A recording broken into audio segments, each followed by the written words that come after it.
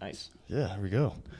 So, welcome to another episode of the Lookout podcast. We're back in Sula Peak for the third time, does that sound? Third time.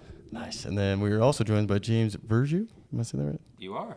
Oh, awesome. You might, I was going to say, you might get in there real. How about now? Yeah, there it is. Yeah, you really got to make love to these mics. They're great because they kind of keep the wind and stuff out, but you got to be about like 2 inches from the end there. So. Yeah, thanks for having me. Sorry for it being so uncomfortable. No, it's all good. Yeah, let me try to move this a little closer to your face. Oh. Is that better? How's that? That sounds pretty good. Yeah, I think sounds a like little better. that look, the old, boxing announcer where you got one hand on the It mic. feels so natural. Like, you notice how the hand goes there? Yeah, it looks pretty good. All right, good. So James, this is the first time I actually ever met you, man. Absolutely, yeah. Tell me a little about yourself. Well, I was born in Texas, and then I grew up mostly in Montana and Great Falls. And then right when I got out of high school, I went straight to the Army, and I did Army and then Army Guard for a total of 5 years. Oh. And then after I was that, I went to the University of Montana, and I did my undergrad in anthropology with a focus in archaeology and some GIS.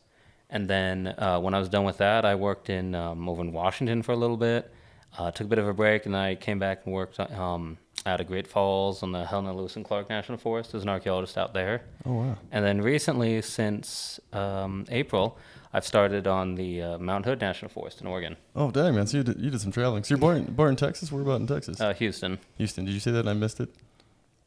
Oh, no, I didn't say where. I was like, man, wait a minute. That was just a quick. I didn't spend any time there. I don't. Just But yeah, it was mostly just growing up in Montana, growing up in Great Falls. Yeah, Great Falls, huh? Oh, awesome. Man, I spent a little time in Great Falls. My grandma's from Great Falls, so spent a little time there. And sorry, checking levels real quick. Mm-hmm. And then she was born and raised there, and then I went and got in the fire department there in Great Falls. And cool. was on there for a very short stint because my Crohn's just went bananas, and it kind of happened during academy, and I figured I could muscle through academy, and then once we got on shift, you'd have a few more breaks in between action, and I had a couple shifts back to back, so 2 on, 4 off, and then 1 on. I can't remember how it was, like 1 on, 2 days off, 1 on, 4 days off, and it would just go like that. So hopefully I'm not butchering that, but something like that. And Yeah. Yeah, like the one that was kind of almost back to back, and I was like, man, I really don't feel great. That's it. Like I'll get through those 4 days off, and they're really like 3 days off because your off day starts that morning. So like you work 24-hour shift, and you get off at like 7 or 8 in the morning, and that's your first day off, but you're still just like, you haven't slept, and so you're not really like rested, Yeah. So you spend that first day just resting, and then day of laundry, and then that last day, you think about going back to shifts and stuff, and yeah, just guts wouldn't hold out for me. Sounds just like the Army. Like when you get days off. And you were doing structure fire? Yeah, I was doing structure. Yeah, because that's, I guess I forgot to say, Sam and I were on the same fire crew back in 2016. Yeah, rookies Yes. together in 2016. Yeah, right down the hill from here. Yep. Really? I can look over and just see the Sula Ranger Station. I think it was a work center then. I don't know what it is now. It was a ranger station, and now it's a work center. Okay, so it's, To our great shame. Wait a minute. Was it a ranger station when you guys were there? Yeah, so it was a Sula Ranger Station when we first got there. I know there were people working there. I don't know if it wasn't fully staffed. So, yeah, but there were it definitely was- people still working there. It was kind of shorter, more almost skeleton crew back in 2016, and it was getting a little smaller. And then the merger with Darby happened the next year or the year following, 2017 or 18. Oh, really? Oh, man, I didn't realize it was so recent because I worked there last year on the fire crew, and it seemed, because it's like you said, it's been so vacant. And then post COVID and kind of during COVID when I got my position, it was like pretty empty. So it seemed like it had been a while since anyone had fully staffed the ranger station there. I mean, that's what was crazy. When I came on to work for the Helena Lewis and Clark Forest, I was at the supervisor's office in Great Falls, and we were at maximum telework, so we were teleworking a lot. But the times I had to go in if I needed to print something or get a site form, it was nobody else in there. Someone at the desk sometimes, depending on when, and it was so eerie. And then I come out and I go out to the Mount Hood, and it's been a couple years more now, and it's a smaller station, so there's always people there. So it's been an adjustment for that. Oh, I bet, man. Yeah, I was talking to somebody about that today. The smaller stations and not having as many folks there. And I was talking to Troop. Did you guys know Kyle Troop? I do. Yeah, he was one of the fives.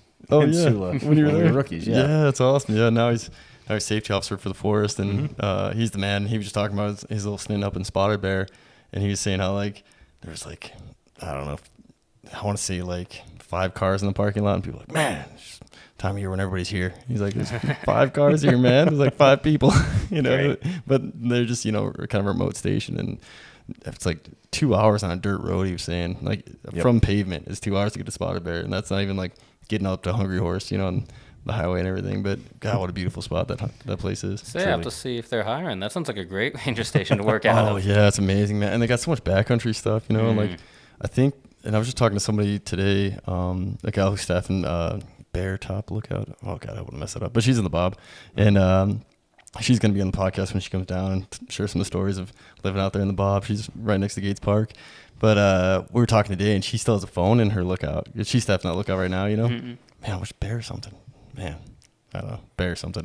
God, I wish I could remember. I hate when you get like those brain farts, but Bear Cone? No, because she's up in the Bob Marshall Wilderness. Bear. Man, I don't know. Bear Peak, Bear Top, Bear Lookout. I don't know. But anyways, she's got a phone, and I took a picture of the phone in my cart yesterday and put it on the Instagram, you know, and she's like, I got one of those too, you know, and I guess hers was working recently until fire came through and damaged the line, then no one repaired it. But yeah, I think she was confirming that parts of Spotted Bear still use a phone because there's no service and it's way out in the middle of nowhere, and I mean, it doesn't cost anything to keep the phone up, you know. So like, I thought that was pretty cool. Like, man, I've used some old phones in my day, you know, because I was a pre-cell phone kid, but I don't know if I ever used one that old. So that's kind of the new goal, is like go out in Spotted Bear country and find one of those old cabins and just bug somebody in there and be like, who's this? Like, don't worry about it. I just want to say hi. Call it up and see who you get. That's good. Yeah. Tell me your story. But, yeah, welcome to the podcast. Yeah, exactly. It's a Lookout podcast. That'd be so good. Yeah, you don't know who you're gonna get. Yeah, that'd be wild. Yeah, it'd be hard to, if I could figure out how to record it, I'd have to like have a little recorder by the thing, you know. Be really scuffed. Yeah, it probably would be, and it might even be a little delay. I don't know. I mean, maybe not. Beats me. Yeah, if it's like a direct line, I don't know how that works, but be super cool. It would. But yeah, so you were in the military. Were you guys served together? We did not. No. Oh, well, I appreciate your service, boys. You're very kind. Thank you. Yeah. So when did you go in the service? I joined in, I think my official date was June 29th, 2009. Oh, 2009. Oh, gotcha. Yeah, and then I came off active in November of 2012.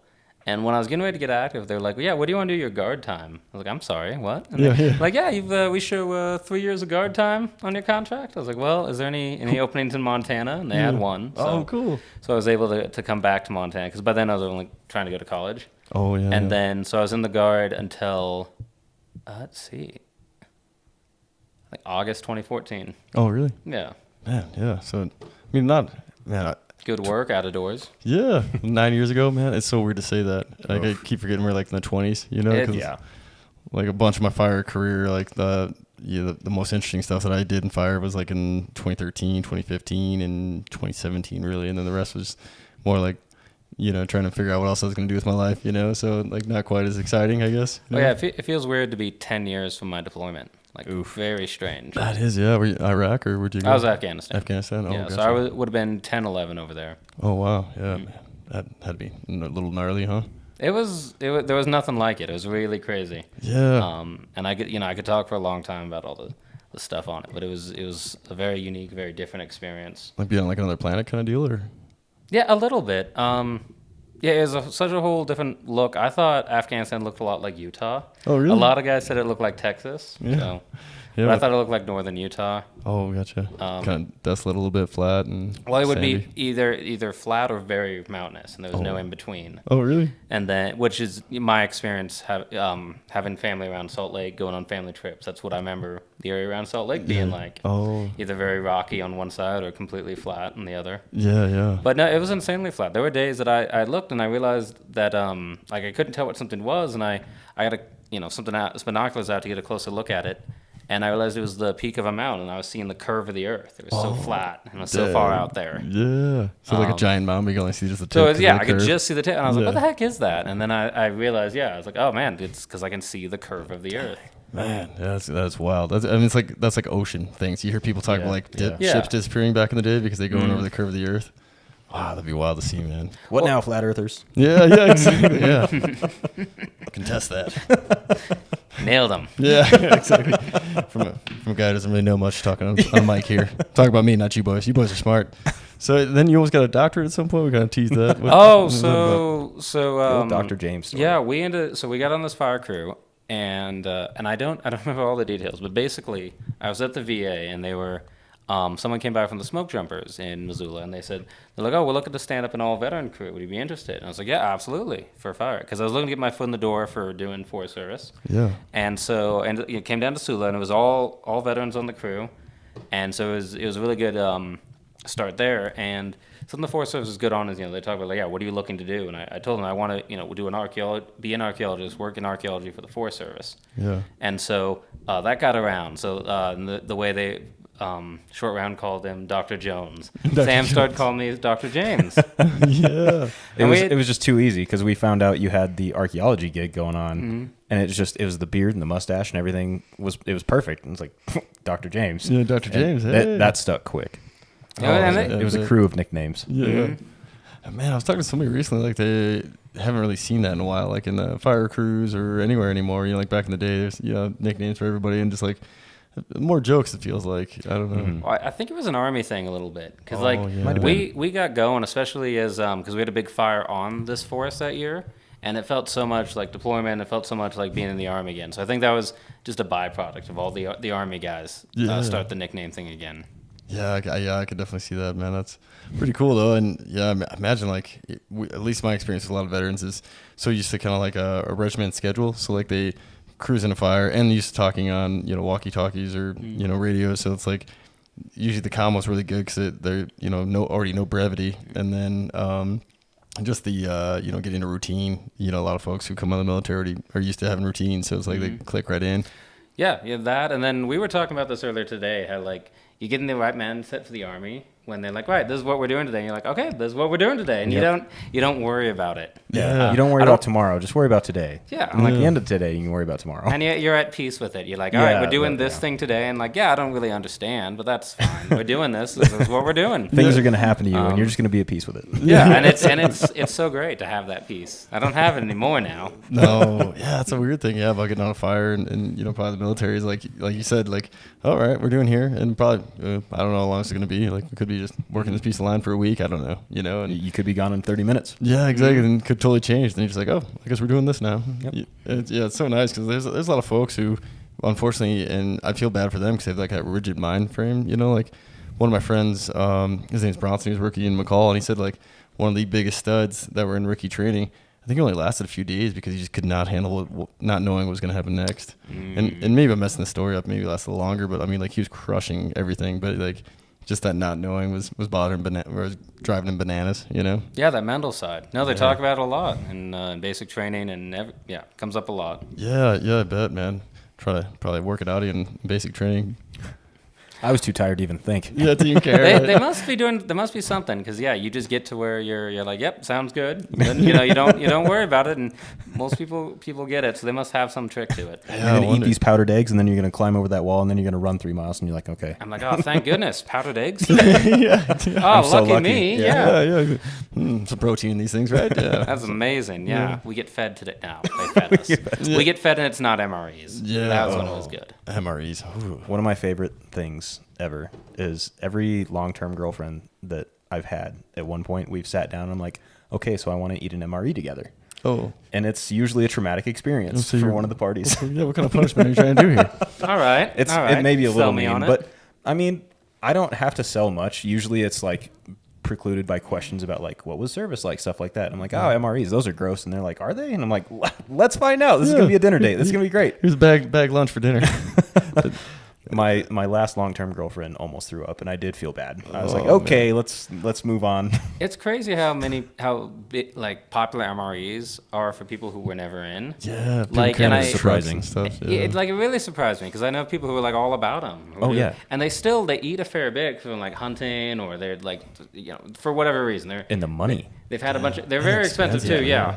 But it blows. Why? I don't know. I don't understand it because it's. I don't think it was just because I ate them, 3 meals a day for months and months. I think I just don't think they're that great. No, I know. And they're not made to be that great. No. They're meant to keep you alive. Exactly, Yeah. right? Like a ton of calories and a small amount of food. Salt and calories. Here you go. Yeah, because if I was really hungry, I could eat 2 of them and still be like kind of hungry because they're really not that big of portions. We They're got not. They're just a lot of calories. Yeah. A lot of bad calories. Yeah, bad. It's like this brick in my gut. But I'd be like, well, and the deal probably with your poor girlfriend was like, if you're heating them up, so like it already starts bad because that heater smells so bad. It does, dude. They're gross. I do love that heater though. That heater has a special place in my heart because the instructions are so unclear. And at one point, they tell you to tilt the heater up on a rock or something as part of government descriptions. There's a helpful picture. Yeah, spam can. So that I've seen it a couple times. It's a shirt that's been created by who knows what, pro vet company, but it says rock or something and it has a little picture of the rock. It does. And I want that shirt so bad. That's how, I've never seen that. Oh, that'd be great.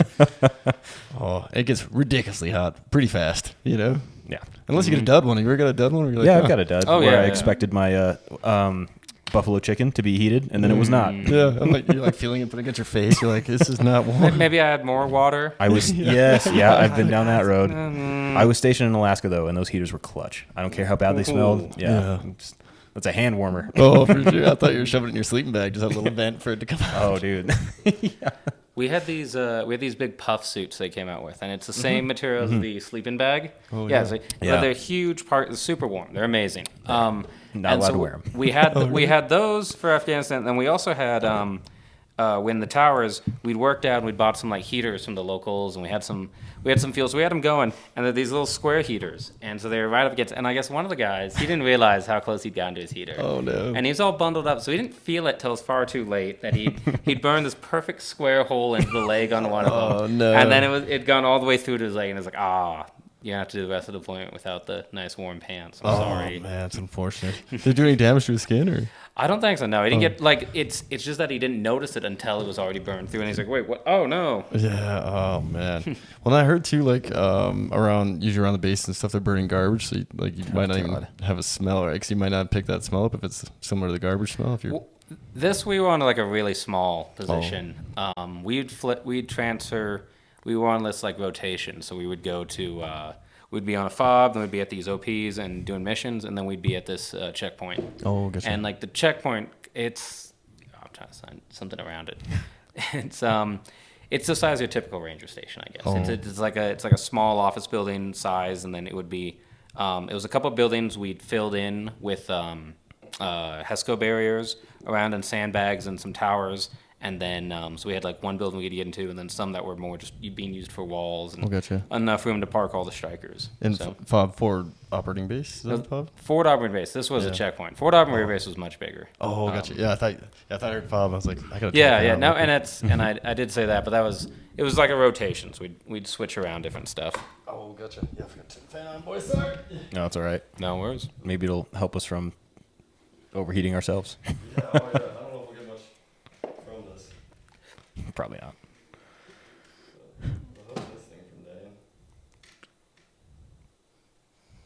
Is the GoPro doing all right? Yeah, it's getting pretty warm. The light's on. It's watching you. Did I tell you I got one of those for when Fiz and I went to Hawaii for like shark dives and stuff. So Dude, I had no idea. I've got it on like my wrist and stuff. Nice. The footage turned out terrible. No. Almost Dude, that almost sucks. worthless. But we did all the stuff to because I got the GoPro and I got the case for it to be in underwater, and I have considered putting one on my helmet for our ski adventures. I keep like needing to keep do it, thinking and about then that, I'm on yeah. my way there. I'm like, gosh dang it, I forgot it again. I know. I've got a bunch of the mounts, and I've got a bunch of the Really? yeah. So for the helmet mounts, it's like the mount, and it's like a sticky thing you just put on there, and it's got that like just super sticky stuff. Between me, you, and Tyrell, I think we've seen some really cool country. Oh, skiing. absolutely, I yeah. think that'd be cool footage to have. Sandbagger Sam, I had no idea. I don't think we even touched on skiing. I guess there's a lot to you. So Bummer. yeah, man. Do you ski, snowboard? Snowboard, yeah. I used to ski as a Sick. kid, so I'm thinking about getting back into it because it's, with my kiddo. I'm also a dirty snowboarder, so stick with it. Yeah. That's what my other buddy Billings said too. Same way, he's got the split board, so when he goes backcountry. Dude, that's cool. That's good for him, man. Yeah. I had a guy who was really trying to sell me his, but I didn't have a spare $2,000 that he wanted. No, dude, I didn't realize how expensive until Yeah. I looked into it. I was like, I guess I won't do that. I know. I feel bad because I really wanted to take him up on it. I think it'd be really fun. And he had great stories about skinning into some really cool places and being able to board out. But yeah, we like to usually make a trip at least once a winter. Well, we all get together and go to Lost Trail here. Oh, sweet. So, I mean, I'm going to have to give you a call. Yeah, hit me up. Yeah, I mean, I'm right on the way. So Exactly. Where do you guys crash at? Just like in Missoula? Or? So, yeah, between here and Missoula, with any friends or got an open spot on the floor or whatever. Yeah. Absolutely. Yeah. Oh, that's awesome, man. What time of year you guys usually go? Like February, January? We're looking like spring. Have we ever been out in December? I feel like we have. I think we probably have once, at least once or twice. I've made a December trip. Spring break is a good one for me. Usually, if I'm not going to like Florida or something like that, because brother lives down there. He lives in Florida. Oh, Yeah, cool. Yep, he's going to a university down there. Oh, nice. So man. try to go visit while I can. Yeah, I did the same. My brother was going to Pomona in Southern California, so kind of same deal. And Let's go. yeah, man, all the time. Like, I go a couple times a year because it's the only surfing I would get. Unless I was making like a special trip to Hawaii or something. And I've only been to Hawaii twice, but always plan to go more, I guess. Right. But I learned how to surf there, and then went back and still couldn't really surf much better, but I was able to. It's about having fun. Yeah. And if you didn't get worse. So. Yeah. And I got both arms, and that was in Honolulu Bay, where that poor girl got. Dude. Oof. Yeah. Honolulu is beautiful. It's gorgeous, man. I love that area. That's the only place I've ever been, actually. Same. So I don't have much to compare. So, but There's something about that, though. That drive down the cliffside on the way into Hanalei. Oh, that's so dude, cool. it's so awesome, man. And like sunsets in that bay, man, are so amazing. Yeah. And that Princeville, just northern side of the island, is absolutely gorgeous. It is great snorkeling, man. Cool fish. Ooh. Oh, yeah, I guess we did do some snorkeling while we were in that area. Yeah, super cool. Checking out some reefs. Yeah. Was that restaurant there when you were there in Hanalei, Calypso? Calypso's? Yeah, it was. Yeah, kind of on the corner there, right? Yeah. That was That really place good. is sweet. Yeah, we did that one, and there's another one that's like up top, and I can't remember the name of it. But it's like in the little main village, and it's like on the second floor. Mm-hmm. That Calypso is awesome, man. They usually have the torches going at night, so it looks really cool. Yeah. James, you been? Yeah, I went to Oahu, and then last October. Oh, really? And so girls with at the time, we had an amazing 2-week trip there. Did everything. Cool. Did a shark cage dive. Really? Oh, it was awesome. Super cool. They take you out in the shark there and everything. You jump right in this. There were sharks already swarming the boat, and I was asking. I was like, "Yeah, do you got to lure them out or something?" He's like, "No, they used to fall in the fishing boat. So they see our boat, and they say, oh, fishing boat. There's going to be bits for us." We're chumming the water. Yeah. He didn't have to throw With anything. our American tourists. He threw some leaves in, and they count to. Okay, it's a leaf. Oh, just checked it out. Oh, yeah. Wow. And then do you jump directly in the cage, or do you jump outside the cage? Oh, you climb down like a fish ladder, and then it's on a rope, and then it floats out. But that was really cool. We went to. They get close to you? Oh, super close. Yeah. Really? What kind of shark? How big were we talking? They were Galapagos sharks, and I think they said 6 to 9 feet. It was crazy, and there was a couple times I'm there, and I look, and I see the shark come around and notice me. No doubt he's looking right at me and starts swimming over to see what I am, and then he got within 4 or 5 feet, and it's oh, it's never mind. Yeah, he's it's not what I'm. Not a seal. Yeah. Yeah. Oh, wow. Yeah, it was crazy. And then what was really wild is, so we went 2 groups, and so we were the second group. So when we were done, we climbed up, and they're putting the cage in, and we're getting ready to go. And I'm looking over the side. I'm sharks aren't too scary, too bad. I was probably shouldn't stop having a fear. I should still have a healthy respect for sharks being dangerous. Yeah, that's so these guys ain't so bad. I was wait, no, still take them seriously. Yeah, that's how everyone gets eaten, right? Like the grizzly man and stuff. Yes, Yeah, that's something exactly like what that. I was thinking of, too. It's grizzly bears aren't scary. But I'm gonna move in with them. Imagine like big dogs. living out with the sharks now. I'll find a little cave in the water, and I'll just live with the sharks. Yeah, look at the sharks sharks now. see you and knows you. What happened to James the Shark Man? Did he get eaten by a shark? No, he drowned. He's an idiot. Sharks. Yeah, just kept swimming and just kept going down. Yeah, I told him. Yeah. But highest recommendation. Very, very impressed. That's super cool, man. Got just Diamond Head. Just gorgeous. Looking there is amazing. Got to go to Pearl Harbor. Really cool. Yeah. Wait, Yeah. what was Diamond Head? Diamond Head is a big mountain. Or a big, I believe it's a crater. But it's it's a big famous formation on Oahu. Oh, I didn't even know about that because like usually I think about like Pearl Harbor and that's about it, I guess. About Yeah, so it's on the other side of Honolulu from Pearl Harbor. Oh, gotcha. But, Yeah, because when I was in college, there was a bunch of Hawaiians that were recruited by the football program in Dillon. And so then they started a rugby program, so it was kind of cool. We got to play with them. And All right. yeah, oh man, they were good, dude. And like so smooth, like a different, because like rugby's a different kind of skill, So like they're Certainly. Yeah, the movement in it was like totally different. It took me a while to get used to it, and like stuff that like probably obvious, like just the way you run, even like towards these gaps, like that weren't that obvious to me because I was just like used to football and like more head down running, north and south a little bit, Just crash into him, whatever. it's a fun sport to watch. I don't know if I'd want to play it, but I keep telling myself I'm gonna do Maggot Fest every year because I never did because I always like fire or something, and it is a really good time if you haven't been. I've been, but I never played. Okay, yeah, as long as you go, it's such a good time. Yeah, I got to do it. Maggot Fest is awesome. I was on a plane one time coming back from visiting my brother. It was actually his graduation, so my older brother and I were flying back together, and the whole plane was like full of these characters. They're kind of dressed up, and I was like, "What weekend is it?" I talked to my brother, and he's like, he said something. I was like, "Wait, is that Maggot Fest?" He's like, "Oh yeah," and like the plane just kept filling up with these big humans, and with the wild outfits, and guys and gals. So it was kind of cool, man. Yeah, it's such a fun event, man. I love like these, old, like not old, but like group gatherings that are kind of traditional. I mean, I don't think Maggot Fest is like crazy old, but it's probably been around for a minute. Been around for quite a while because while I was undergrad, people were doing it and it was a big deal. Yeah, I remember hearing about it like when I was pretty young too. I think so. Yeah, and you went to high school in Great Falls, you said? Yeah, I was CMR. CMR? Oh, nice, man. Yeah, I've been to CMR. That's where we did like we had this like training with the high school kids. So the drama kids. So the drama kids dressed up as like it was like for DUI awareness or something. So they had like these already like kind of crashed up cars sitting in front of the high school. And then the drama kids were all bloodied up. Oh, dark. Oh my god. Wow. Yeah. Like they kind of gave us a heads up on it, but I don't remember them giving us a whole lot of information. But we staged all the engines at this parking lot. I'm like, what are we doing? Cause I'm not from Great Falls. I guess they were doing it a lot. So like, or like every year, just to help with like drunk driving awareness for high school kids. And man, those kids, man, they were like screaming and really playing it off. Yeah, wow. that's a new one. We didn't do it when I was there. Oh really? Oh, so maybe it's not that old then. Because I didn't know what was going on. Like everyone else had been around, knew what was happening. And I was like, okay. And then how's that for a Monday morning for a green firefighter? What are we doing? You're responding to a DUI fatality. Yeah. Just kidding. All these kids, all the trauma that I needed. Yeah, and then the news was there, so like got a news camera here. And I just learned how to use the spreaders, which a lot of people call the jaws of life, and just learned how to like get a car door open with the spreaders, and use the cutters and the spreaders to get people out of, what do you call it, like oh man, so there's a name for it when people are stuck in a car. What's the word I'm looking what for? Is that? Yeah, because that's what the training's called when you get to use the spreader and the cutters. And so anyways, like, here you go, Barrett, like first, because there's two cars, I think is what it was, like, and they I think they got the kids out before we went in there, just so they wouldn't get hurt, like, or any risk of that.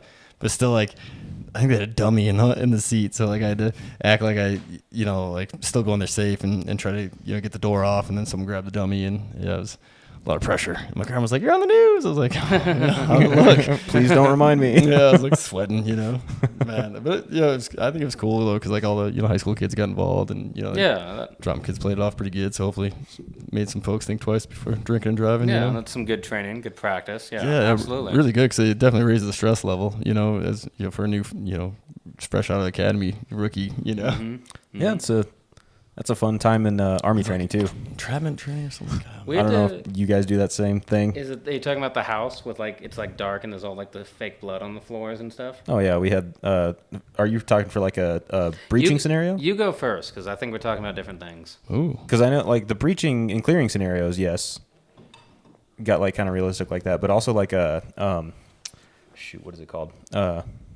CLS. Oh yeah. So CLS is like your medical response, and they'd often encourage like combat your buddies. Lifesavers? That's the one. Combat lifesavers. Yeah. They'd encourage your buddies who are being the dummies to act out very well. Oh yeah. A gunshot wound or whatever, and sometimes you'd have props like fake blood and stuff like that. It was kind of fun. So they had in 2012, just before I got off active, they're like, oh, we got like it's like a CLS course, but it's gonna be a little more intense. Yeah. I was like, yeah, all right, I'll go do that. Yeah, And cool. it was a little bit of classroom stuff, but then they took us out to this like building they had, and it was set up for this. And you had to have all my gear on, and then you went in. And it was dark. It was like dark, but there was like flashing lights, and there's covered in like the CLS blood all over the floor, all over the dummies and stuff. And there was a guy like yelling at me, like, "Oh, you gotta get down, you gotta get down." I was like, "All right," so I was crawling down. They're like, "All right, cool, that guy's been hit." And I had to go crawl over and like assess the dummy, what had been hit. And those guys yelling at me, and then do something on it, or decide like, "Oh, well, we need to triage and get to the other person." And I crawled between like it was fantastic training because like all that yelling, you had to do it. And then I got out there, and the guys like, "Okay, cool. Here's what you did right. Here's what you did wrong. These things." That was fantastic training. Yeah, I mean, there's nothing like it, right? Yeah, and then that's a real thing, I guess. But like for training wise. Yes, yeah.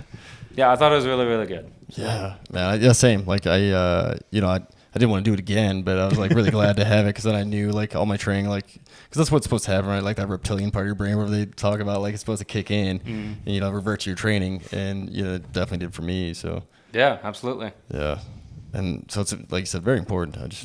I don't want to do it again though. I don't think. But it'd be good probably to refresh on it every year because you don't see that too much. When you got to get someone out of a vehicle or something. And trap, I can't think of what the name of the training is, man. For the life of me, it's killing me right now. I thought it was something weird with the word auto in it. But Yeah, the sun is like right on my head right now. I'm feeling warm. Yeah. If we need to close it for a while, we can. No, I'm taking it in, man. We're at the end of August here. It's like the last not too much heat left. Yeah, warm weather. So apologies for people watching. Like they're probably facing right into the sun, but got the best angle, and we got the bitter roots behind us here. So once it goes down a little bit, you guys get a little better view of the bitter roots. Not like you guys get to see it, but we'll enjoy it for you. Yeah, we'll enjoy it for you. Yeah, if you really squint into the screen when you watch this. Because it's kind of hazy out there today, though. We've had the Bitterroot haze trademark for the last week or so, just with all the cold fronts coming in. Oh. So we've had a few lightning starts, as I'm sure you're aware, in the area, and then we've still had the Bulls Creek going on. So it's had enough smoke and enough cold fronts with a few little lightning strikes here and there that we have that haze in effect pretty good still. Bitterroot haze. Sounds like a beer. I know, right? It should be. Yeah. Bitterroot Brewing. Bitterroot Brewing, yeah. Bitterroot Take haze. note. Yeah. Shout out. Yeah. Support the podcast. There we go, Bitterroot Brewing. Put it back up when I'm done. Yeah, exactly. And spam. And spam. Oh, yeah, shit. Like, seriously, I was going to reach out to them. I probably should reach out to Bitterroot Brewing, but I was going to reach out to spam and see if they wanted to support the podcast. They should support you and the jumpers. They seem like the kind of guys who would be on board with that. I think so, too, yeah, man. you make spam, yeah. Oh, yeah. Yeah, and one of the shows I was going to do. Did you hear that move? Was that me? I bumped I think something. it was it's I hit glasses a dish. underneath. Sorry. Yeah. Oh, gotcha. I was like, I didn't see anyone move, so I was like, You know what's great too? It is like haunted. I did it, and then I was like, oh, I don't think they heard. Thank goodness. And then you're like, what was that? I was like, hey, there's some noise. I don't know about that. Yeah, I didn't hear anything. But yeah, the spam, man, like it's been used in the forest, or especially smoke jumping forever. It's like a staple, And then I was gonna say I was still working on a little side project called Smoke Jumper Kitchen, and so I'm gonna use my Airstream and then just do more like camping, backpacking meals, and a few like specialty things. And actually, fellow at the Job Corps, he is a culinary arts professor, teacher, chef. All those things at once. And lots of hats. Yeah, lots of hats. He does everything. But he worked in some pretty high-end kitchens, I think, and like head chef stuff. So we were just shooting around ideas about like just cooking. And I always pick his brain because I'm like, anyone who knows more than me about anything, I feel bad for him if they're around me because I'm going to bug him because I'm like, I want to know more. And so like we were talking just about like cooking and different like tips, to make my shabby cooking taste a lot better. And which I learned a lot from him. And he's like talking about his cookbook he's working on. So I got to check back with him because that was like 2 years ago. And but I was like, yeah, man, would you want to come on? He's like, absolutely. So he's gonna, whenever I get it rolling, I'm gonna have him on and then like show his cookbook and stuff. And he's gonna do like a recipe from it. And that's kind of what will be happening because like as you guys know, probably in the military too, like people are like. You meet these folks that are just awesome at cooking. Like they just have a nose for it, Tyrell. Oh, really? Yeah. Dude can cook. Man, see? Yeah, we'll have to do some episode of Smoke Jumper Kitchen. Oh, yeah. And there'll be lots of spam cooking, because that's one of the deals, too, for, like, people who don't know, like, rookies in the Smoke Jumper world. It's not like, no one really enforces it. It's just kind of more of a fun thing. And most of the time the rookies just do it just because it's, like, part of that culture is, like, they'll go back and help set up camp usually a little early, get things rolling and get like stuff ready, kind of like for dinner and whatever else, get things set up. Because usually like when you land, you go right to the fire and things are just kind of scattered. So they gather things in a camp, maybe make a fire ring and maybe make a fire depending on how late it is. So then part of that is, making your own Spam recipe. Like, so people bring like some extra stuff. Like we had like wasabi Sam, wasabi Spam. Yeah. And then there's like this honey. How do you know about Spam? That alter ego? Yeah, I do. Wasabi Sam comes out in full moons. But yeah, so like, I mean, I'll have a few like Spam recipes and stuff like, and I was trying to think of something else there too, but yeah, it'll be good, man. How about you, James? Much of a cook? Well, I'll have to tune in for it. Yeah, I cook a lot by volume, not by quality. That's kind of the same, man. Like, if I could really have more self control and just kind of get a evening, like Sunday evening, and just whip out like 8 meals. That's what I do for my week. Like chicken and ground beef or something. And just alternate throughout the week. Yep. For lunch and dinners. I kind of go back and forth on the meal prep thing. I'll meal prep really, really well and do like protein shakes and banana for breakfast, and then meal prepped lunch, and then I'll make a dinner or I'll have prep dinners, and it'll be pretty small, small steak and some spinach, something like that. Do super good. And then I will go through these periods where I'm like, look, if I cut this frozen pizza into 8ths, that's 8 meals. Yeah, exactly, man. That's weird because, we all got that, like, where you hit these motivation periods and it's like no big deal. And then you get these like lazy bone periods where it's like, feel like you're bringing a weight around with you. Just like, I just don't feel like doing much today. Yeah. That's the eternal battle, man. It is. Internal. ¿Por qué no los dos? Yeah, both. No, I'm following you. Yeah. I had to pause on that one. Like, is that going anywhere? Oh, man. I'm in the late stages of one of the lazy times right now where I'm finally coming out of that, and I'm making stuff like almost every other day kind of stuff. Oh, good. Pretty good quality. Well, I like it anyways. Good enough for me to call it quality. Yeah.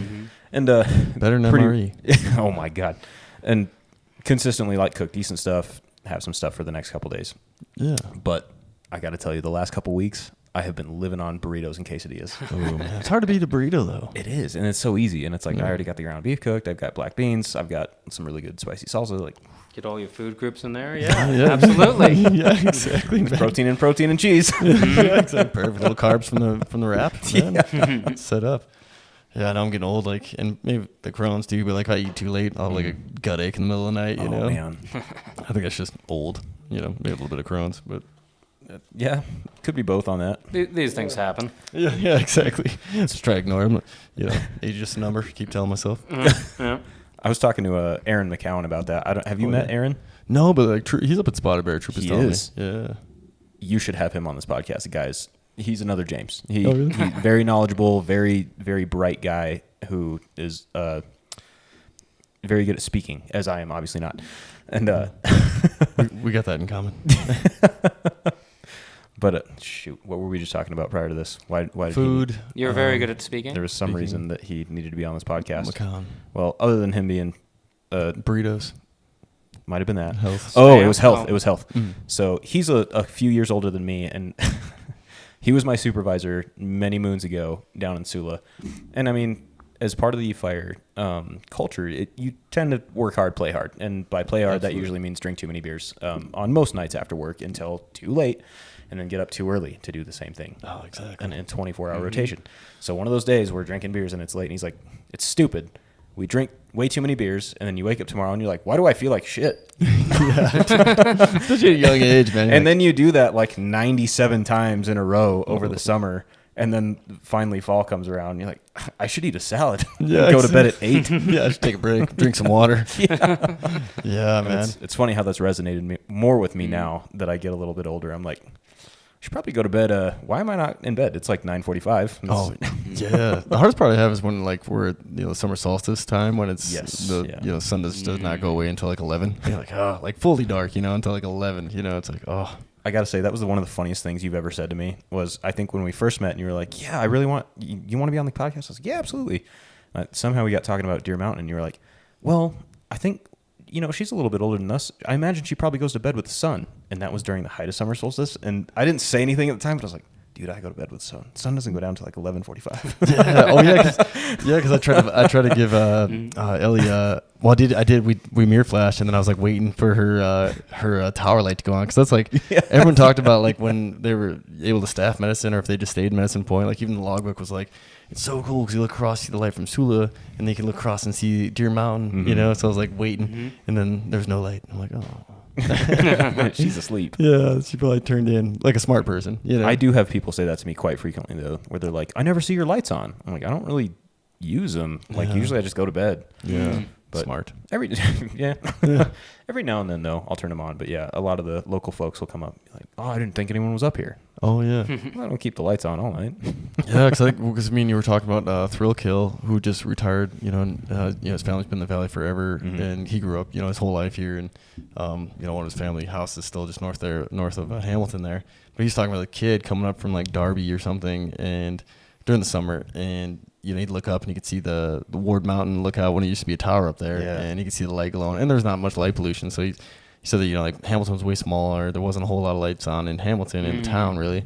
So like that little glow from the lantern up in Ward Mountain was pretty clear. It's like, man, that had to be cool. Like I wish I could have like a painting or something of that. Like a cool painting of just I don't know, even a car going down the highway, but a little light of the Ward Mountain. Yeah, No, that's really cool. That's one thing I want to improve is like my artistic ability, so I could paint something like that. Because you think about all the cool stuff we've seen. Yeah. I can count on one hand in all the years that I've been more of an outdoorsman than I used to be when I was younger. One hand, the amount of pictures that do it any kind of justice, that's any decent at all. If I could paint half of the stuff that I've seen, I'd be so happy. Oh, dude. Yeah, there's so many artists out there, like just the two off my head or top of my head are Charlie Russell and Terry Redlin. The two that like I really enjoy. Terry Redlin does more like this kind of Midwest, like pheasants, farm fields, hunting, like old school kind of canoes and stuff. It's really cool. And then of course Charlie Russell's grew up most of his life around Great Falls, and a lot more of the Cowboys and Indians and the Western scenes, and really cool. He had such a talent for it, and it's incredible. Like anytime I've gotten to go down to the museum, I'm like impressed every time. Yeah, man, so cool, dude. And man, and if it makes me wonder too, like you growing up and my grandma growing up. Cause my great grandpa actually ran into him a few times. He was just like a man of the town, back in the day. That's wild. Yeah, really cool. Yeah, it's so cool. So my great grandpa, the one who bought the Airstream I use for the studio. You'll have to see it sometime, James. It's pretty cool. Yeah, 65. All right. Yeah. All right. But I can't remember. Yeah, no big deal. But Charlie. I want to say Charlie Russell lived to like 1930 something, I think, before he passed away. And I don't want to say the wrong thing. I know, but I'm probably wrong on that. But so like in like passing and stuff, my great grandpa had ran into him a few times, and so it's kind of a cool story. But I guess that's where my liking for his paintings kind of started. Hearing the stories of my great grandpa. And refreshment. Still working. Gotcha.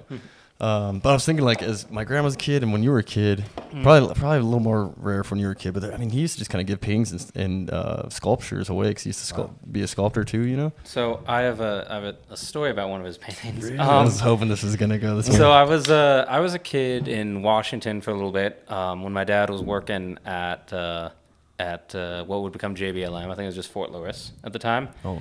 And I was really big into cowboys as a little kid.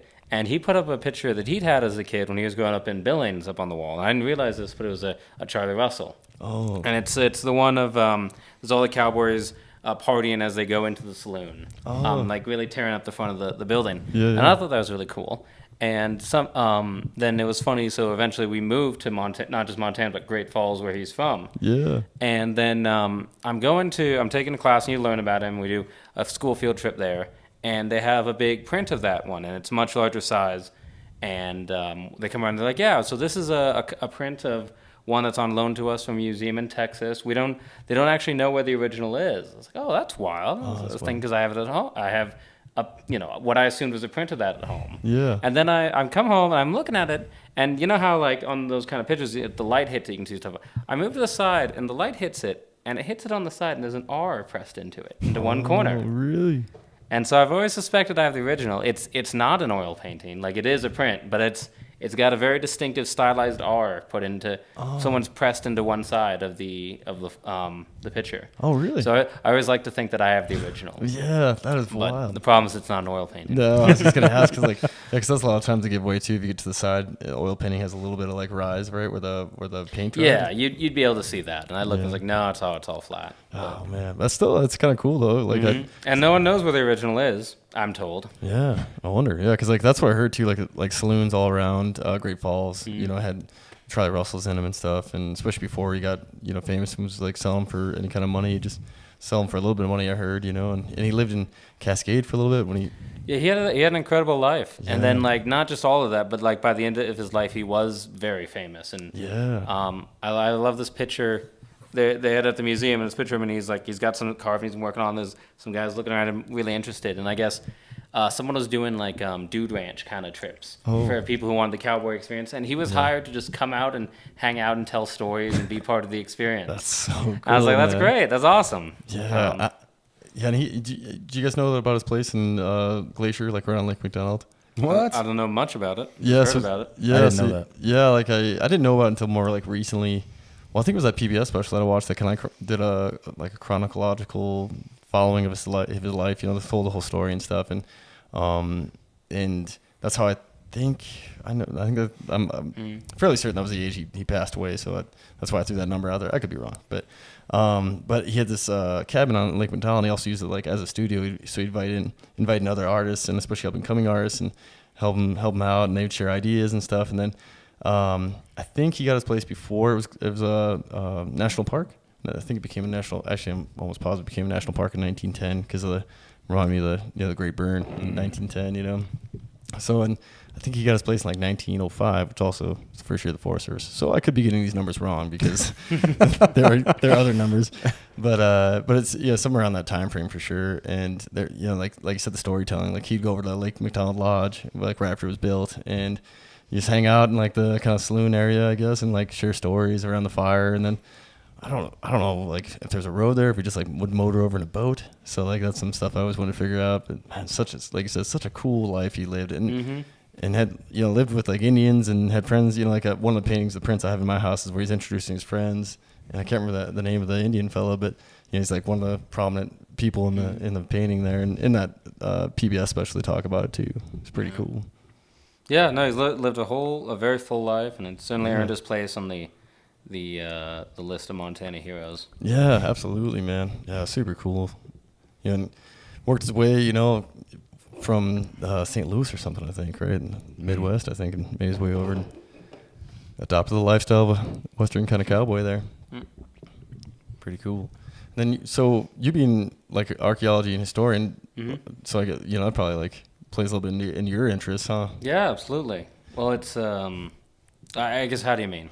Just because, I guess I'm kind of more throwing a feeler out there to see what you're interested in and what brought you to archaeology. Yeah. Well, I'm absolutely, big interest in any kind of history and seeing part of it. And I like to think archaeology in some ways is a very physical, practical way to work in history. Yeah, get your hands on it. Yeah, get your hands on it, but you're involved in the actual doing and the actual finding, as it were.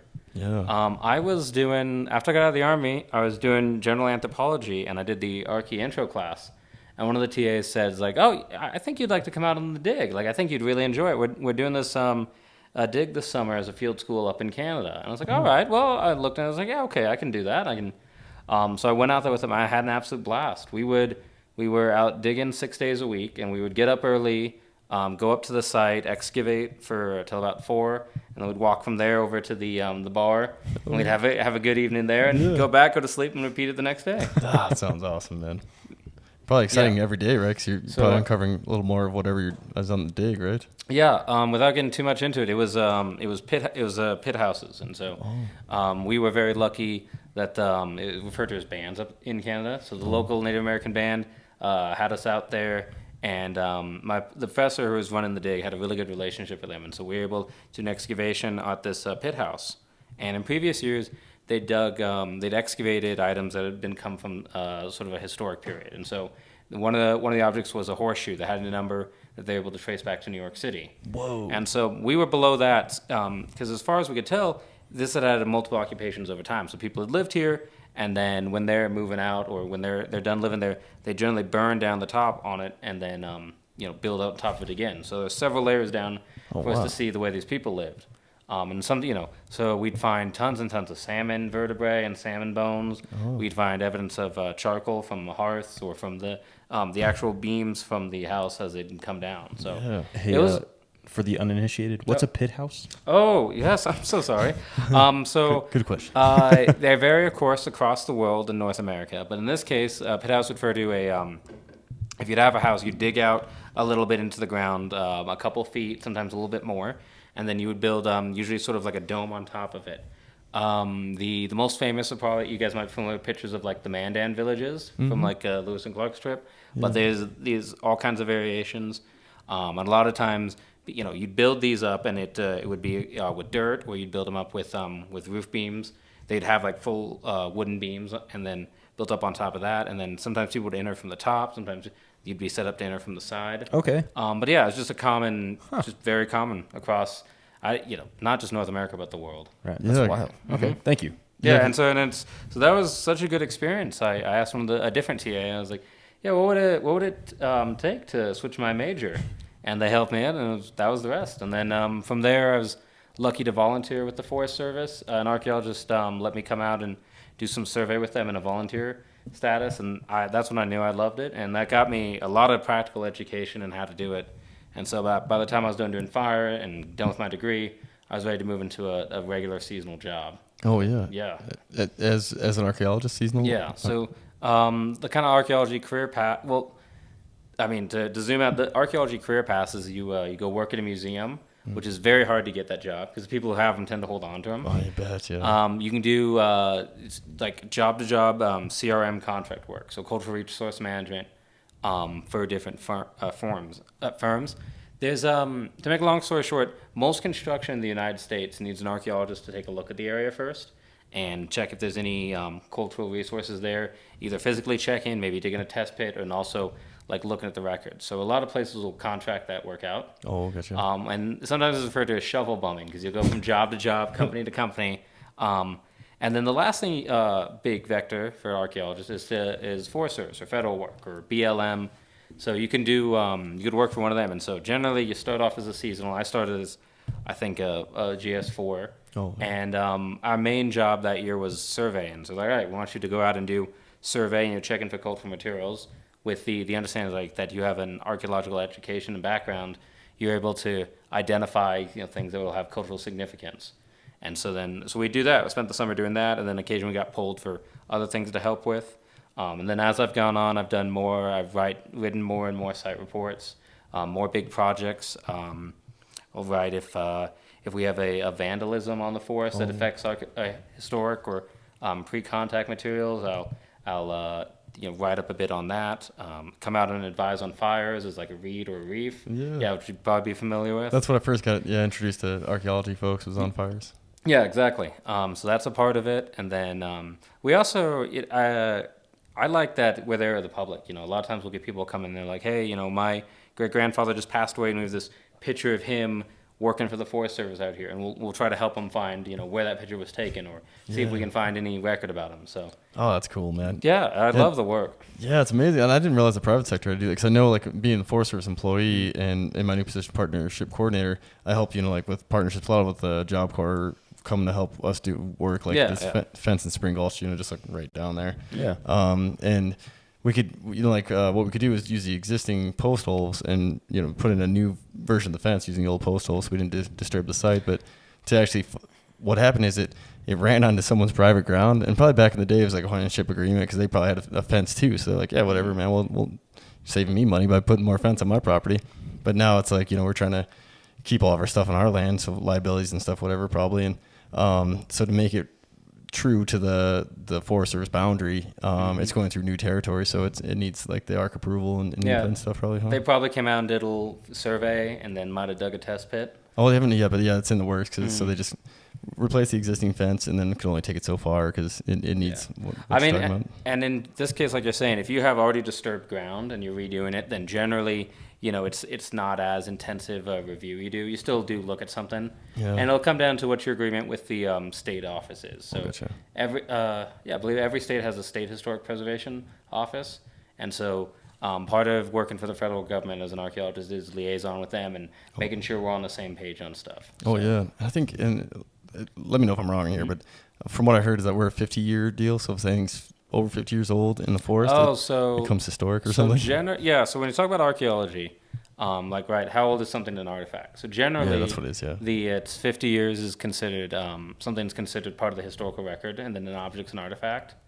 A lot of not a lot, but there's archaeologists who are talking about switching that date around because as we've moved on, now we're getting into where things from the 80s could be. Like we're starting to push up that into being artifacts. So that hurts. So weird, yeah. An artifact. And so a lot of people are talking like, well, is that where it should be? Maybe we should. But for now, that's 50 years is what it is. Yeah.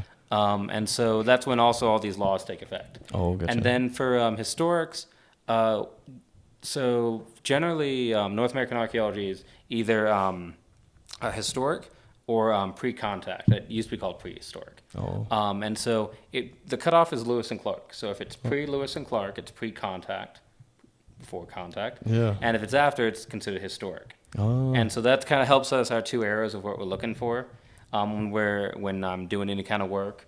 And then I was talking about the state offices. If I'm in a pre-contact site, or if I'm looking and I find something that's maybe stone tools or something that's significant to the tribes in there, then I'll reach out to the tribal historic preservation officer for the relevant tribe, or really any tribe that might have an interest, and just bring them in on it so that they can let us know their opinion, let us know what they'd like to do on it, get their take. Yeah, that's really cool, and they might have a little more knowledge on it, right? Like, oh yeah, this is fantastic. Yeah. It's been really good, and it's part of they talk a lot about it being a government to government relationship, so it's a very important, fun thing to do. Yeah, absolutely. Yeah, that's cool, man. You kind of tying some timelines together, maybe for the native folks, and then just like for our history, like seeing like, oh yeah, there's some people here before, and here's the evidence. Well, yeah, that's exactly it. And they a different tribe or something might say is like, yeah, this was traditionally an area, and sometimes there's some overlap, and so they'll talk about that, and we learn more about the history of the world, and the hope would be that we help them learn more about their history. Yeah, totally, man. Yeah, kind of closing circles, like I was kind of getting at there. That's super cool, man. Do you have like an area that you specialize in, or you just kind of like broad? So I've been pretty broad, but I've had a lot of experience with rock art. Oh. And any kind of stone tool from arrowheads to scrapers to hand axes, we would call lithics. So not that I have any extra education or like I've gone after it, but I've just run into it so much that I've had some extra experience with that. Oh, gotcha. Here where I was working, so working over around Great Falls, between Great Falls and Helena and the Little Belts, there's tons and tons of course, historics, but also we had plenty of lithics in the area. Oh. Just a little bit further over now, though, I'm over in Oregon. The spot I'm at, not nearly as many. Oh, really? And they're not as active or something, or just different kind of people? It's hard to say. Yeah. There's many different theories on what it could be. I think a lot of stuff comes down to the materials because they have to have stuff available. But it could be just the part of the forest I've been working on. Oh. The other thing, like historically, that's different. So we have a bunch of mining out here. In Oregon, very little mining, but because of the 50-year rule, we have historic recreation now. Oh. We have like lodges that are considered historic. Oh, wow. Yeah, and so they get special preservation, or when if someone wants to do something with it, we have to make sure it's like, all right, well, you can't disrupt the way. Basically the way it looks. Yeah, kind of like if you buy an old historic like house or something in a East Coast or something, you see a lot of them. Like in this old house, I'm a big fan. But like you can only change so much, right? You can kind of. So if something's part of the National Register of Historic Places, then you can't change. I think it's like the profile of the building. So a good example is in Seattle. There's a genetics building. It was before it was a factory. It's right on the water lake. You can see it from the interstate. And if you look over, you see it's got these big tubes. And if you look not even that carefully, you can see those tubes are just tubes on top of the building. They're not smokestacks. Oh. But because the building is a National Register of Historic Places, you can't change the profile. So the people who currently own it, they have to have the same profile for it to be, because it's considered historically important. Yeah. Mm-hmm. That's wild. Just like vent tubes or something? Or? I think originally it was some kind of factory, so it had these either cooling or some kind of smokestacks too.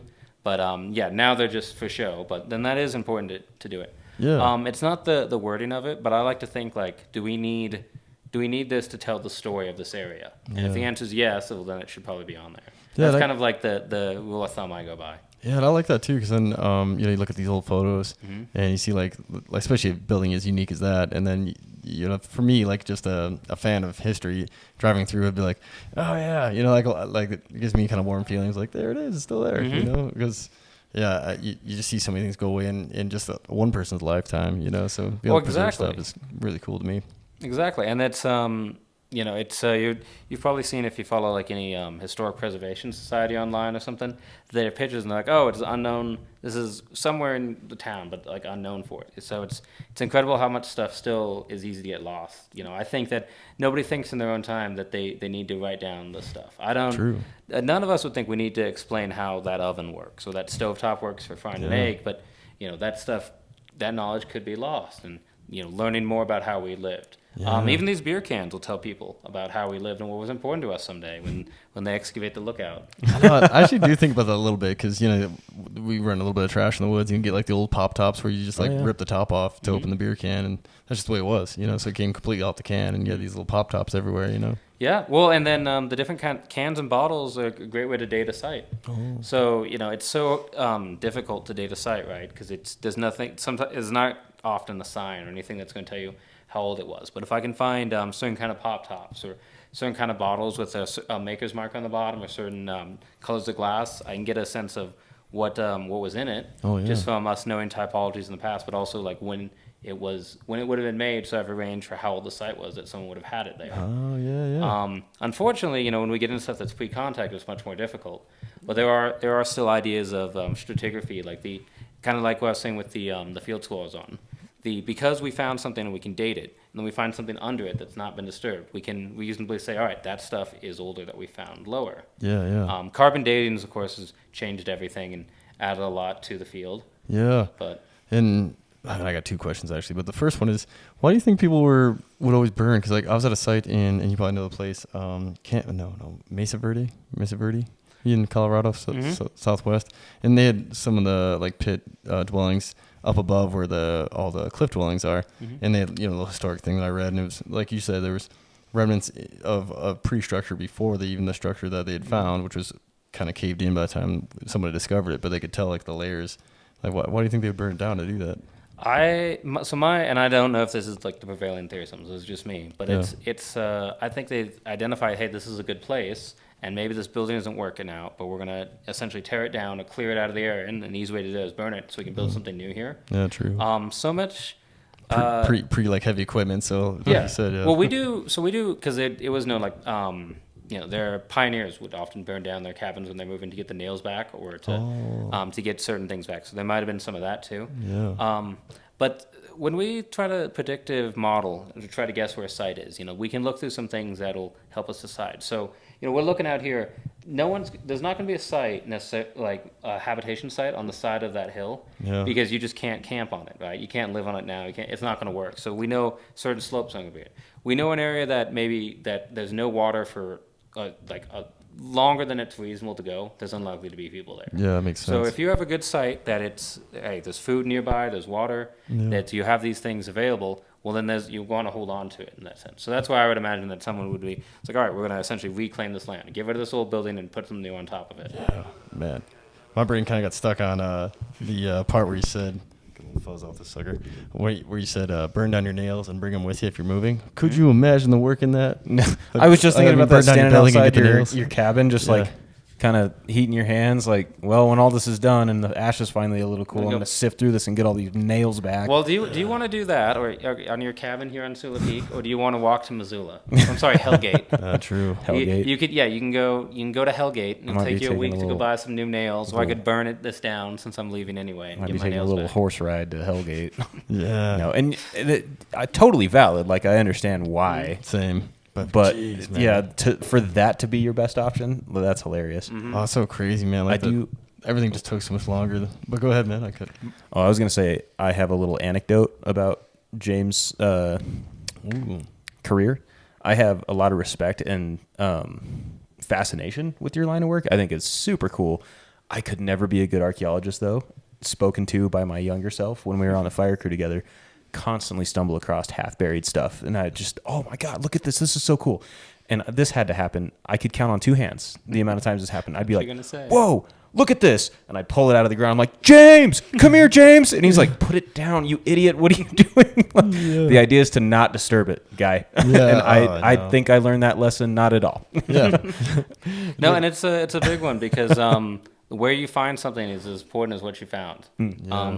There's always explained to me like a crime scene in that like where it is helps us pick out the story of what's there.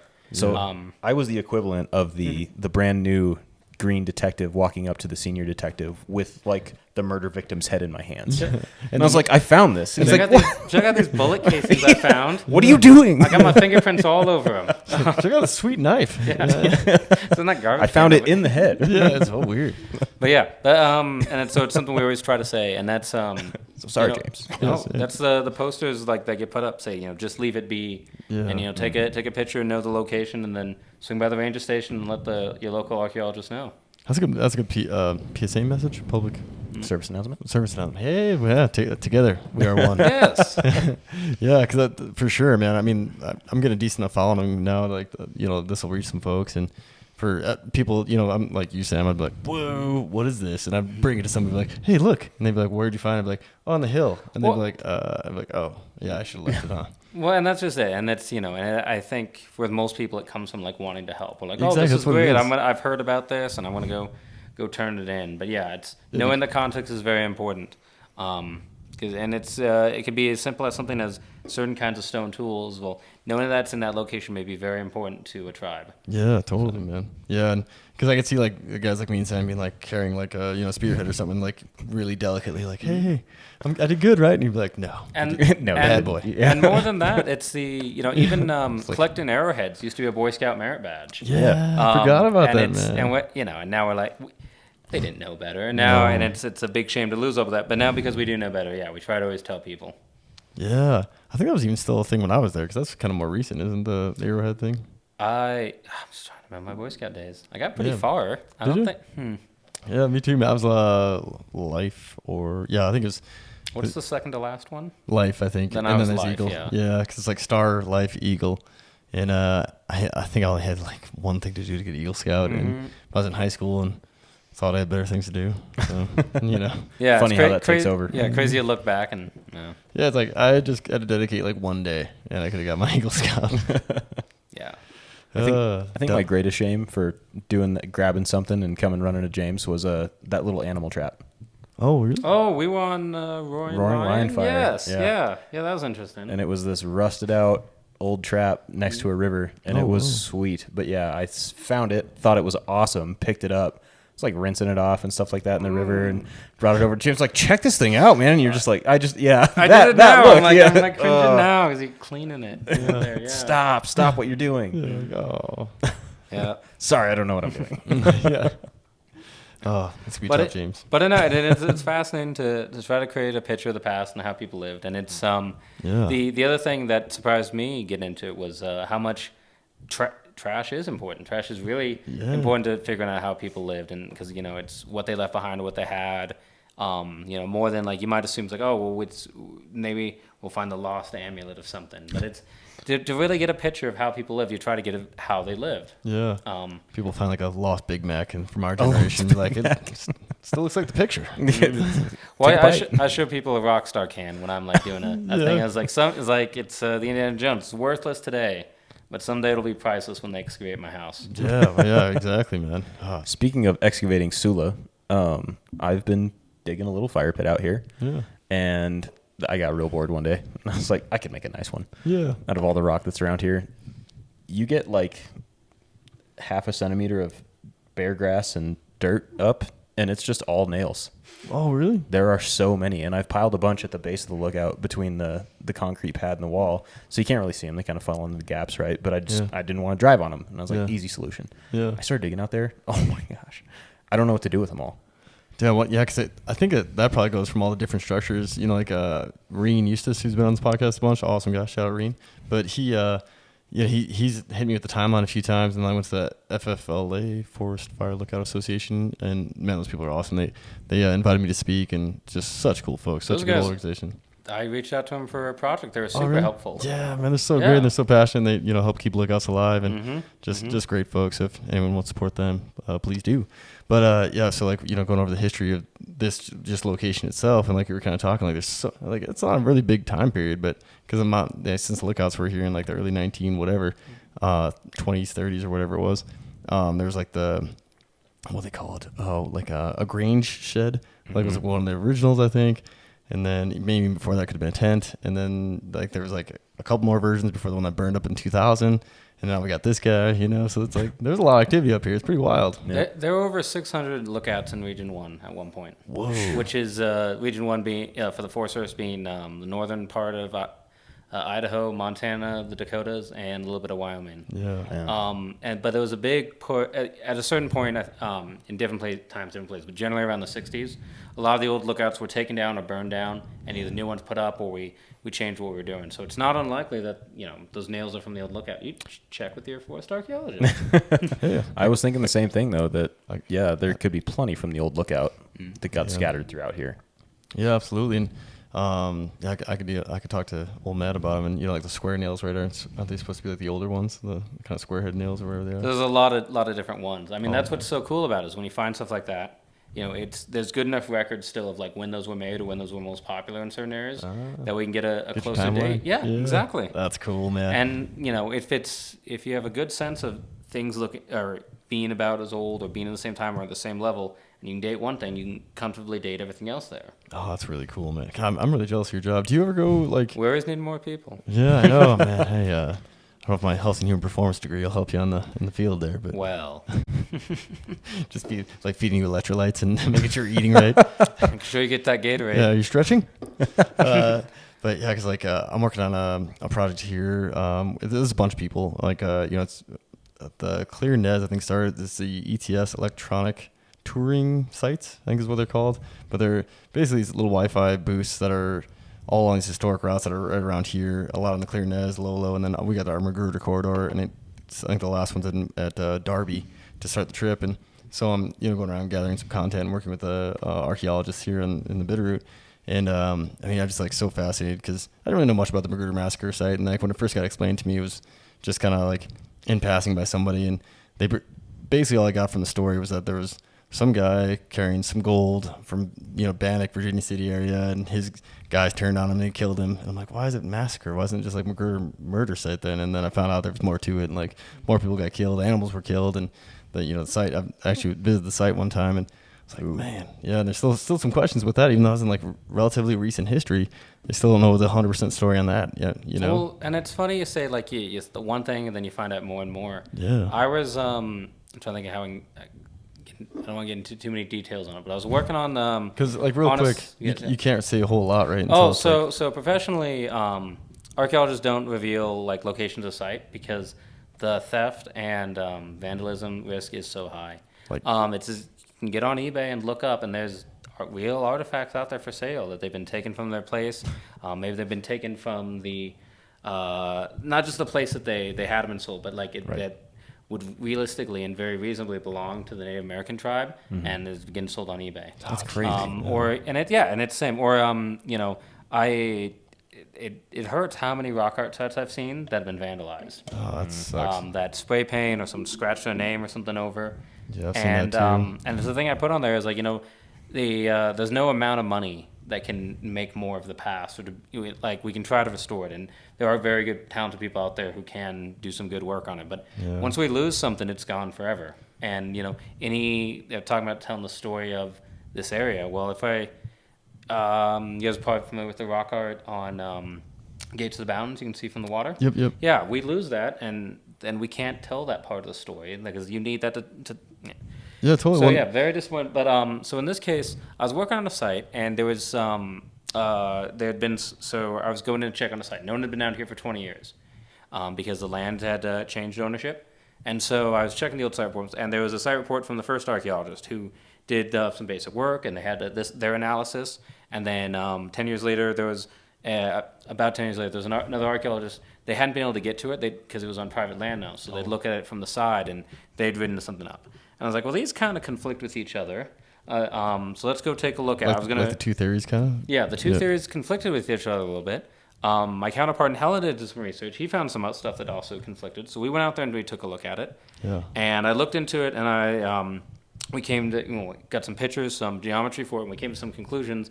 And then it still didn't quite fit. So I was doing some more research, and I talked to a guy, someone who was like a modern expert in this kind of thing out in the community. And he had some insight on it. And then he's like, well, have you checked the newspaper records? And I went back and I checked the old newspaper records, and I found something completely different. So where we had thought that this had been, it's kind of like you said, we thought it was like, oh, it's one person, this and that. It was like a completely different story, and it involves this guy's life. And so I was like, well, we owe it to this guy to tell his story correctly. That's why we're out here to do it. And so I was very happy to be a part of that, but I'm also really glad because I hope, the same thing, if the same things happen to me someday, that people tell the story of my life accurately. Yeah. Hope so too, man. Yeah, totally. Cause it's almost, to me, I think about it as like the telephone game, especially playing like classrooms with little kids, like teacher starts a message and then it's supposed to get back to the teacher, and usually it's changed in quite a different few ways, and things maybe get added, and it seems like that's kind of the tale of history, right? I mean, it's too easy for it to happen. There's archaeology being done on Cold War sites now. Oh. But which you think it's like, oh, people are still alive from then, and we keeping better records, but there's still something to be learned. So yeah, man. Yeah, it's funny the older we get, and like the further we get from that time frame, the stuff you hear. I mean, like the side note, I didn't know about it until more recent. I don't even know when, but pretty recently, that there was like a really close scare where something happened with the systems, and Russia thought we'd like launched all our nukes at them.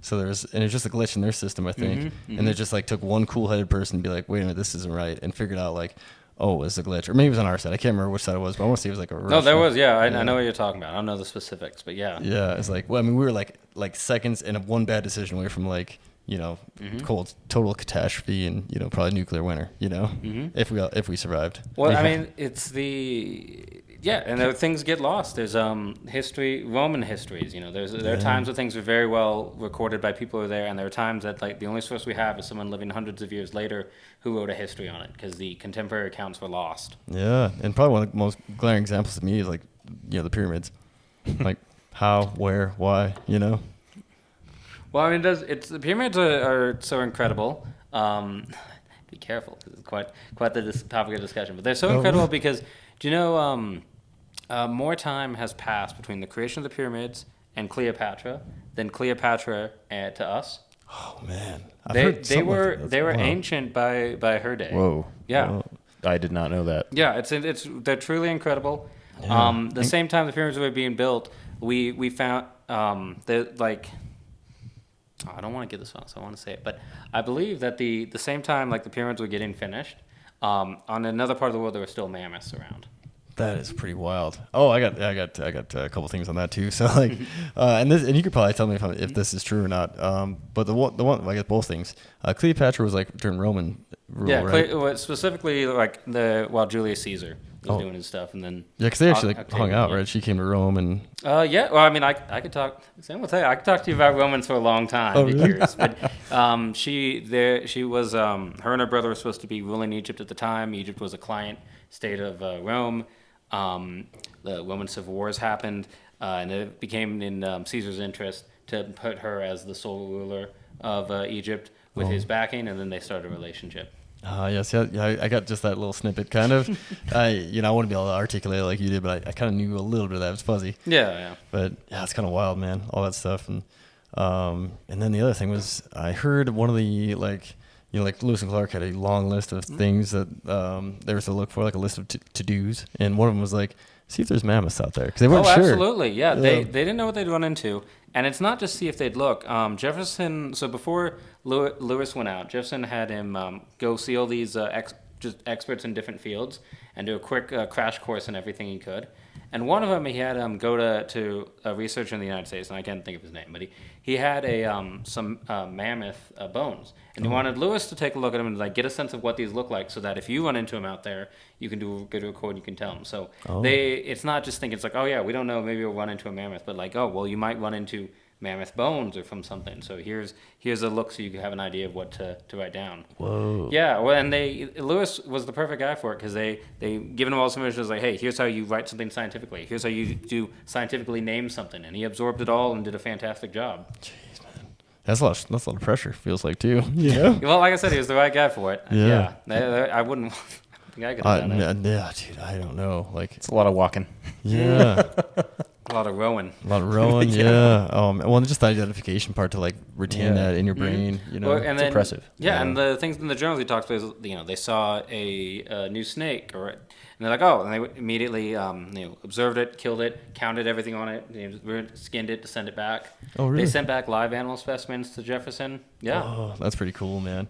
Yeah, I mean, just hearing like I don't know if they're just like stories from folks that were living out here that kind of got passed down, but like the stories of like just giant beavers and stuff that they were encountering on their trip and stuff. And I don't know if that's true or not, but I know they encountered a ton of animals. yeah, I mean, buffalo are still roaming free, and I think it was Steve Vernell was talking about back in the day. It was like buffalo herds were so massive, and the natives would talk about like 2-day herds and stuff. It was like 2 days before they'd fully pass you. Yeah. They mentioned stuff like that, on which do like a sea of buffalo. That's so nuts. I couldn't even imagine it because I've never seen it. Well, or there were areas they talk about where they saw like just several grizzly bears all around, or like this island in Missouri was like just full of them. Whoa. And I think about grizzlies. I've rarely seen two together. Maybe a mom and cubs now, but.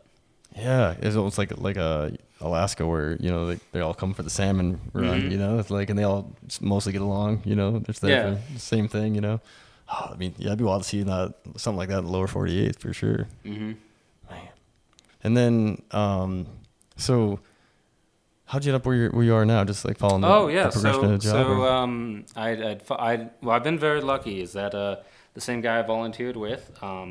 Way back when I was still doing my undergrad, when I came back out to Montana, he recognized me and he says, like, yeah, I've got this, I applied, I had my name on the list, and he recognized me. He's like, yeah, I'd love to have you working back again. So I was cool.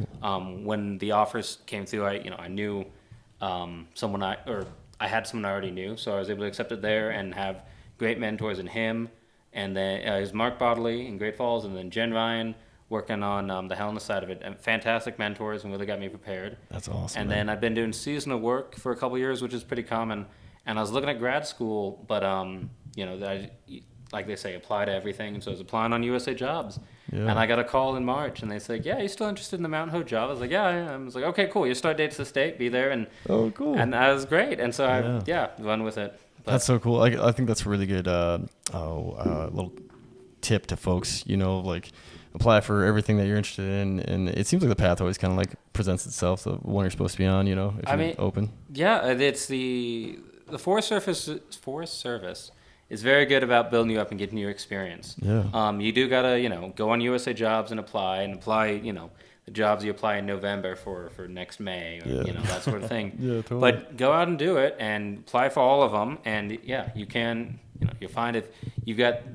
They won't all have different things that'll just lock you out, education-wise. There's to be an archaeologist, there's like the Secretary of Air has specific standards and stuff on like who can do the work and that sort of thing, and who can be considered a monitor. Oh, gotcha. So if you're meeting those, and then you're meeting the experience, and you want to, you're ready to put in the time, you can go a long ways.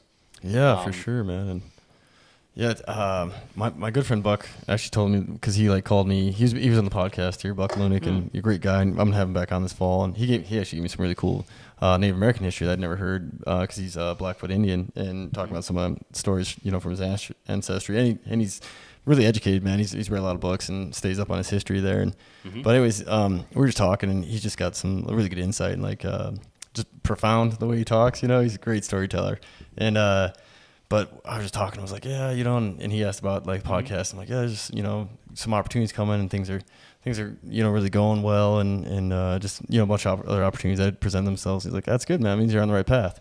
And kind of paused for a minute. I was like, yeah, I guess yes, you're right. He's like, yeah, man. I mean, it's gonna take work, like you were saying. You got to put in your time, but it's almost like in a weird way, destiny almost meets you halfway. Sometimes you're you get an interest in something, you kind of go down the path, kind of like you. I mean, you were in fire, you were in the military, and then you had that interest in archaeology, and you just kept kind of pulling that thread, and then led to where you are today. Well, that's exactly it. And I was at My mom's a librarian at a school in Great Falls, and they're like doing like a career day, come talk your career.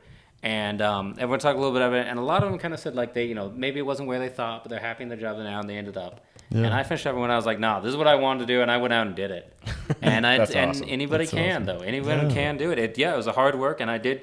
And it is getting lucky, but you get, you build the luck when you keep trying, as you keep building the opportunities to get there. Yeah, absolutely. Yeah, and working hard and showing up and giving a good product out, whatever it might be. Like even like when you first were doing it, I mean, you're just doing the best you can at whatever task they give you, and it obviously worked because that fellow you'd worked with before was like, yeah, man, let's do this again. Well, yeah, and I liked working for him. So obviously, it's even in this situation, I still have to apply and still have to make the list even for that to happen. But yeah.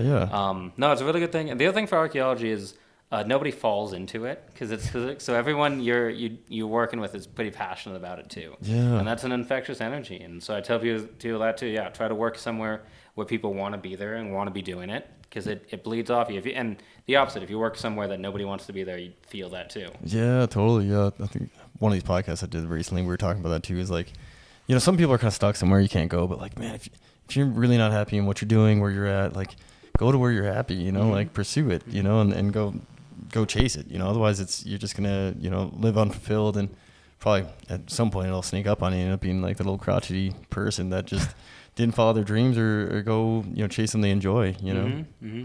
And we're all built to do different things. But yeah, it's just weird how life kind of presents itself. You're kind of being open and looking a little bit.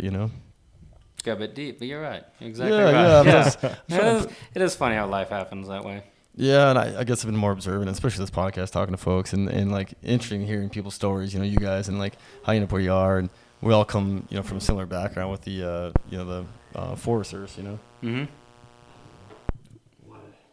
Am I pulling it? No, the connection's just been kind of beat up over time, just like where the headphones go in, so I get a little feedback off it, like right now. Yeah. Not sure why it does that. Maybe it gets a little overloaded, but yeah. So yeah, super interesting to me, man. All that stuff. So when you're an architect in the Forest Service, because of the time frame and stuff, it's not like specifically Native Americans. It's like anybody, settlers, and yeah. I mean, of course, as an archaeologist, right? It's a lot of the same kind of techniques and methods could be taken to Europe or Africa, and you could do archaeology there. Oh, cool. But for the Forest Service archaeology, my focus has to be the forest I'm on and the work I'm doing. Yeah. There's a number of different laws and acts that kind of define why my job exists and why the role is there on the forest. Yeah. Between liaison with the tribes or mean obligations to the past. But we talk about one of the things in the wording is preserving the history and preserving the future, preserving the history of an area for future generations. And that's not the exact wording, but it is important to how many of the signs do you see on the sides of the highways in Montana and around? Yeah. And that's historic landmark. Yeah, ahead, markers will tell you about it. So it is to make that available to the American public. So much of the Forest Service is making the forest accessible and available, from trail crews to fire to silviculture, everything. And so it's getting to be a part of that. It's very fun and very rewarding. Yeah, 100%, man. I totally agree. And, I heard it recently. Someone say it's important to know where you came from, because then it helps you know where you're going or something. I butchered that for sure. Know where you came from helps to get you where you're going. Something along those lines. Yeah, I mean, it's super important. Yeah, know where you came from and how you got there. Yeah. And the decisions that other people made that got you there too. Yeah, and I think that kind of helps you avoid some pitfalls in your own life too. If you pay attention to that thing, like your parents or grandparents or anyone around you, has come from something that has a little nugget of wisdom, to follow, like just the stuff you're talking about, just like your career path. And if you have the interest and more of a passion than an interest, it seems like with archaeology, and the patience, that goes along with a lot of stuff too. Yeah. I keep saying a lot today, but I think I'm really lucky that I get to do something I love for a job. Yeah, definitely, man. Luck and just being smart and pursuing it, and that's a weird way to say, it's a weird thing to say, but having the guts to do it too. Oh, right? well, yeah, because there are times where it's especially, and like you guys here, you start this Forest Service seasonal to seasonal, and it's not great, and it's moving around, and it's only so long. Yeah. I was talking to somebody, and they're like, "What? Is there a way to go into full time like right away?" And it's very hard. It's very difficult, and it's the way the career is set up. So yeah, you have to put in that time and have to be willing to Pay your dues. Pay your dues, play your yeah. dues, or play your blues. Play your blues, yeah, a little bit of that too in Pay the your off season. dues, yeah, but really build up that experience and stuff and that time, so that you are ready when the positions open up. Yeah, absolutely. And being ready all the time, I think is a big deal. And then getting out of your comfort zone, because even though seasonal and fire, you get comfort in it after a while. Even though like fire itself is kind of more sporadic and behaves how it's gonna, but the job itself is still pretty basic. We do similar things, and it was eye opening when I because I'd done fire out here, and then I was an archeologist. This is in 21 fires on the Helena Lewis and Clark.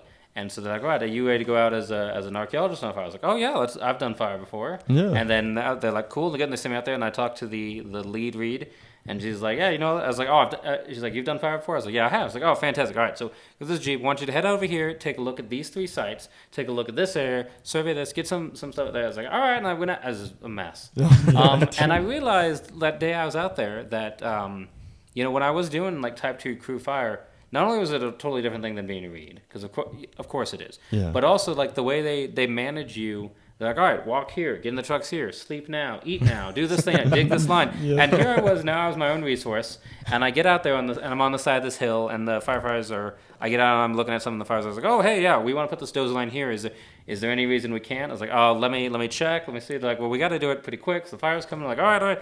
And I realized there was just so much more to learn, and so much than what I thought I understood about fire was a whole different job on it. Yeah, I didn't even think about that. It's trying to stay ahead of the fire itself and the fire crews. There's a lot there. But I mean, the thing is now, years later, I've done a lot more, and I had a great fire. Great fire. I had a fire on in Oregon about a month and a half ago that I got to shadow some very talented reads and learn a ton about them. And now, have that confidence to go out and have that confidence to talk to people out there when I see them about it, or and do the education part while I'm out. Every time I went by, the crews, I'd ask them if they'd seen anything, and I'd tell them, hey, if you do find anything, leave it there, but let me know. And sure enough, by the end of the incident, I was like, hey, I found, and he showed me a picture, and it was a lithic flake. Oh, whoa. And he's able to show me where it was. That's cool, man. Yeah, and it was fantastic to have that, and they'd learned something and gotten something out of it, and they knew cool. While I was out there. And it's because you don't want to be the read. It's like, oh, no, you can't do this, and I can't tell you why. Yeah, I ran a little bit my first few years, but that's also good, like kind of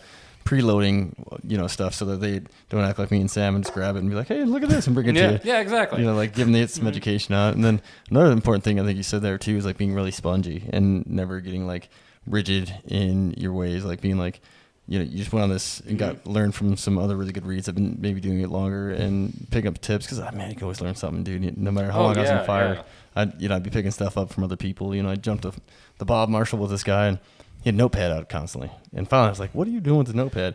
It's like, and what he's doing, he's constantly improving his kit. He's like, especially because he came from Alaska, so he comes down in the lower 48. So he was happy with it, but he's been doing like his whole career to try to like make his pack the best it could be, the most functional it could be. And so he's always taking notes on stuff. I was like, man, that's a really good idea, And I've been in it for a long time at this point, man. I've been fighting fire for a really long time. I had not really messed with my gear at all. Never really adjusted. I wear this when I jump out of the plane. That's all I need to know. Yeah, exactly. I got a puffy, I got a rain jacket, and I got a beanie, and then I got some snacks, and then I got a bunch of snacks. Like Cookies and Chewies. Yeah, exactly. So Give me to that box of steak they're going to drop on us. Yeah, exactly. Yeah, as long as the food's coming, man, I'm good. But and another thing I want to ask you about, like, wait, did we skip anything there? I just kind of No. It was been pretty organic. I guess I've been saying Read and Reef is I should say it's resource advisor or resource advisor fireline. And so if they that's like just so people know, that's if you're on a fire and there's any resources that could be affected, and they don't just not just archaeological, but hydrology, soils, anything like that. So even though it wasn't like an archaeological concern on it, on this last fire I was on, they had me check in to look and decide if places needed water bars on lines that were on hill, that sort of thing. So for erosion, all that good stuff. Yep, right? exactly. Yeah. You want to stop by Darby on your way out and talk to him about the road coming up to Vine Lookout? Yeah, I meant to say on the way up, man. I was like, geez, it wasn't like this last time. It's a little rough. Yeah, it's a little rougher even since you've been. Yeah. Although I did see someone's got the water bar in right at the beginning, so they're looking out. Yeah. Just the one. Just the one, That's got huge ruts on either side. Yeah. Just let you know they thought about it. Yeah. Appreciate you. Yeah, exactly. Feel the love. Yeah. No, Oh, I was just going to say, yeah, we've had quite a bit of precip since you were up last. And, I mean, we've been getting hammered the past week and a half. Yeah, it's nuts. Rain, lightning. I mean, I don't know if you were listening to the morning reports. People getting like 0.7 of an inch of rain overnight and stuff like that. Yeah, I'd pop in and talk to Matt Young, usually after weather comes through, be like, hey, what's happening? He'd, give the reports on the precip and if there's any starts reports and stuff, just for my own curiosity, really. Yeah. What were you going to say, James, though? Oh, I was about to say, like, you had a question. Sorry, I stopped you to say what reads are. No, I'm really glad you did. But like I said, this is my style of podcasting, like my kind of podcast. Like I like, even when I'm listening, I like, things that aren't rigid, because it feels more like an organic conversation, like you were saying, and things go where they're going to go. And there's been so many podcasts, especially recently, where I got like a few things in the back burner. I'm like, yeah, man, I really want to know about that. So, I'll bring that up. And then after the podcast over, I'll be driving home, like, man, I didn't even get to that part. Like I had a podcast last night, and my friend Doug, who's on, he's really into birds. So like we kind of ornithology. Is that the right? I think so. you're right. Yeah. I don't want to say it too loud, but yeah, I mean, I should just shout it out. But and we kind of started just talking about a little bit and like this Merlin app, and then we never really went back to it. And I thought we were just gonna the plan was to like talk about birds, and I was gonna even like play a few sounds and quiz him and see how good he is on it. And then we just got another tangent about camping and exploring and outdoors and all the things that like I really enjoy, and I think that brings us all together, in the outdoors there. But the question I have for you, to loop this back around before I get lost, is if you could go like explore and go like any arc site or dig anywhere, is there like a bucket list? Like would you like to go to Egypt or Göbekli Tepe? What is that? That would be very cool. I said that wrong, I think, though. Göbekli Tepe? Yeah. I'm not going to try it again. There's an organization that has vets out to help excavate Waterloo. Oh, and I would love to go be a part of that. Yeah, just go out and volunteer with that. But I don't know how reasonable that is to get on to a part of. I looked into it a little bit, but not enough. So that would be very, very exciting. Talk to me about Waterloo. I don't know much. Oh, the Battle of Waterloo? What about Napoleon's defeat at the Duke of Wellington. By the hands of the Duke? Yeah. At but it's in I think I don't say the wrong. It's in Northern Europe. Oh. I believe it's in Belgium, but it was after Napoleon had been exiled and then come back and re-raised an army and then went out, and so it was the coalition of mostly English, but also Prussians, and then I believe some Dutch. Defeated them there, and that was that's the big battle. Why is that the one though? What makes that one stand out to you? Well, because it's a huge battle, and I didn't know people were still excavating there until I found out about this quite recently. I like the idea out about it. I like the idea of getting out there and doing an excavation with other vets. I think that'd be just a ton of fun. That'd be so we'd cool, have a lot of things, and then also it's exciting when I can find anything that I can. I have a modern connection in a weird way with. If I can find, anytime I'm looking at or reading about like weapons, and I have a sense, or it's not necessarily like the weapon or armor, but maybe when they find stuff like, oh yeah, this is how they carry this stuff on their packs, and I can think of how I had a rucksack and how things were carried for us, or I just lost the other one I was thinking of, but getting a sense of how other people were soldiers, thousands of years ago. Yeah, you can relate back then. And how it relates to me is humbling and fascinating. Yeah, and so that'd be a really cool thing to be a part of. So like in Napoleon, let me see if I got my history right here. So like two people tried to march in and take over Russia, and Napoleon was one of them, right? It was like Germans and Napoleon. Yeah. So I mean, that's where the first thing. Story, but that's the first kind of like invading Russia and winter, or trying to win a land war with Russia. Yeah, man. Because it didn't work for Napoleon, and it didn't work for Hitler. Yeah, crazy, right? Because I remember wasn't Napoleon had a bunch of elephants and stuff, and then he got snowed in, and a bunch of elephants died. I don't know if he had elephants. I know he got all the way to Moscow. Oh, really? And the Russians were like, well, we'll just burn everything on the way, so you won't have anything. Awesome. They say when they were marching back, though, in the cold, one of the guys who was in the army, he quoted in his journal that it was so cold the birds fell out of the sky. Now, that's unlikely true, but it's super, super cold. And, most of the guys who died on the campaign died from exposure out in the cold there. So yeah, jeez, man. Mm-hmm. That was in the Napoleon one? Yeah. The Germans kind of experienced the same thing. And the well documented World War II, they got ground to a halt. And then you had things like Stalingrad, these big defeats that eventually the Russians were able to bring the full weight of manpower and industry against them. Yeah. And there's more to it than that. But yeah, that's why they say don't invade Russia in the winter or a land war at all. Yeah, land war at all. Yeah, such a big place, man. Yeah, we've gotten very modern. Yeah. We're Topical. We're kind of dancing around a little bit because, like, and one thing that my brother just read a book about the Nez Perce, and my ancestry is Nez Perce, part of it, you know, and one of the things that he was reading about is like when the Nez Perce were on the move.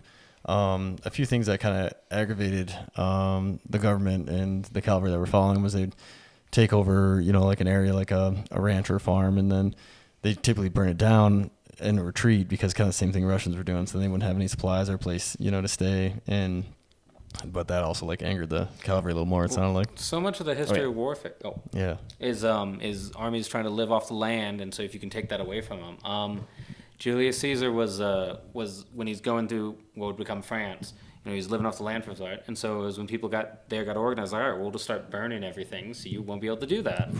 To put him in a bad spot. It's wild how like you know, everybody kind of knew that, like, it just like maybe just basics of warfare from forever. You know, it's just wild to see that. You know, it's funny how some things don't change, right? Yeah, exactly. Yeah, like, you know, Nez Perce probably wouldn't have. I mean, I wouldn't have any idea about that, but they just like figured out like. Yeah, they realized like, all right, well, yeah, if we take away the way for them to food and water their horses, they're going to be in a bad way. Absolutely. Yeah, slow them down for sure. And yeah, pretty wild, man. Like you said, basics, I guess, you know.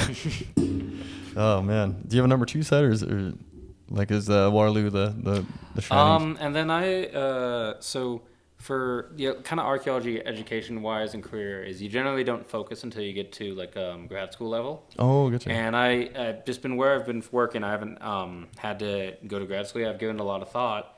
And so something I would be interested in doing is Romans, and it's because there's a big interest in the history, big interest in the way they did things, and so much of what they created is still around. Yeah, you know, roads, monuments, aqueducts, theaters. So it would be I would be love to be involved in any kind of Roman excavation. Yeah. And yeah, so much of what they've, like I said, it's still out there and still to be found. So just to be a part of that would be very cool. Yeah, I agree. I mean, that history really fascinates me as well. You know, like I keep trying to tease if you're gonna like throw Egypt out there, because that seems like the one. You know, that's a big one. Yeah. No, it's but that's just how it shook out for it. And I guess kind of the reality is though I do though try to give a big focus to where I'm working in my job. And sample I saw earlier, I was reading the Archeology of Oregon because I've only been there a few months. I'm still trying to get caught up to speed on different archaeological concerns there and making sure I'm doing the best job I can for it. Man, I didn't even think about that. That would be a pretty tall order too if you haven't grew up somewhere. Because I'm used to like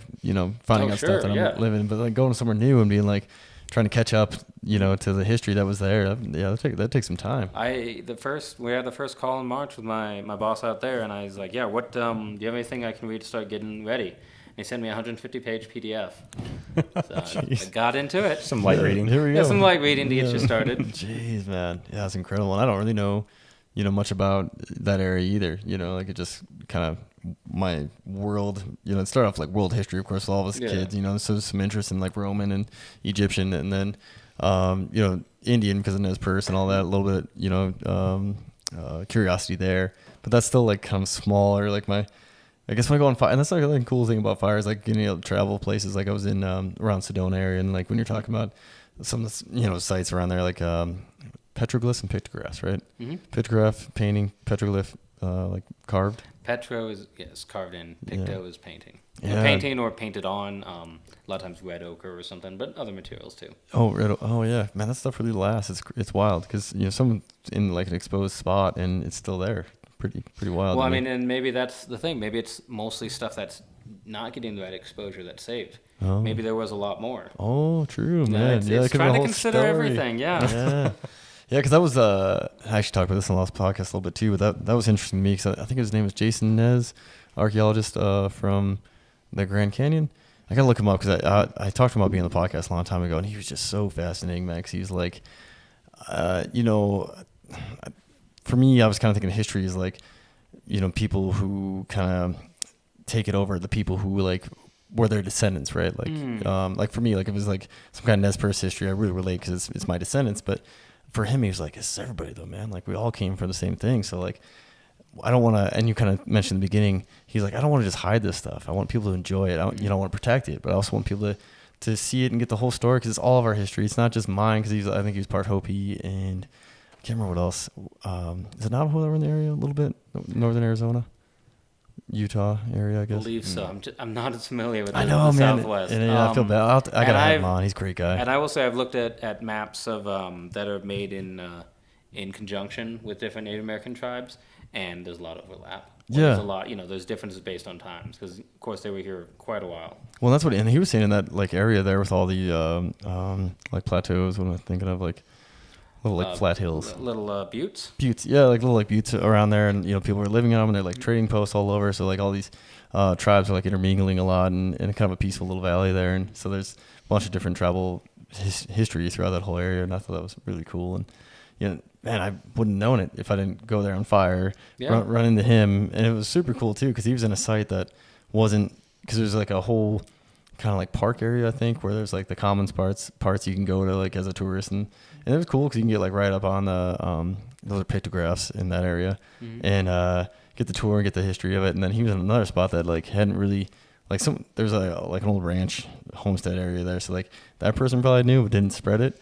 So like he came up and was like, "Hey guys, want to see something cool?" I'm like, "Yeah, for sure." He's like, "Follow me," and so we went and followed him. And then he talked about like, as far as he knew, what he could make out of the pictographs and tell the story a little bit of what he could tell, and like, and they were saying like some more common things were like quail, is like a lot of these quail pictographs, and at least it looked like a quail. And then there was a hunting scene that was depicted there, and which was super cool because it showed like camouflaged Native American folks, and then like some kind of prey animal with horns, and the whole Native American group had, well, not the whole, well, I guess like pretty much the whole thing. Like there were some archers that were probably like some of their best archers, and there's like just the people who were like helping herd the prey animal into this box canyon where we were, and then someone writing and then someone else sharing that story of what they were doing, and it was cool to see because you could see clear as day like some bows, and then the animals, and then people with like feathers and stuff on their bodies, and like it looked like they were herding the animals to the archers. It was really cool. And what did he think was wasn't his interpretation of why that'd been recorded there like that? I think it was just because like it was like a common hunting area, and maybe just like a tactic. I think is what he's kind of saying, like almost like a historic thing to like relay to folks. And I don't know though. Exactly. How similar to that is when maybe you're explaining to like a new firefighter, like, all right, here's the incident, here's like we make an anchor point and go in. It might have been the same kind of thing. People showing, it's like, all right, we're gonna go out hunting today, and it's your first time, so we'll show you this. Oh wow. Well, yeah, trying to interpret those sites, or maybe it was something completely different. Yeah, trying to really get a sense of it, but it's like the Rock was like their whiteboard, and they're like, "Hey, here's what we do here." Like a play for football, like. But it's because everyone's humans.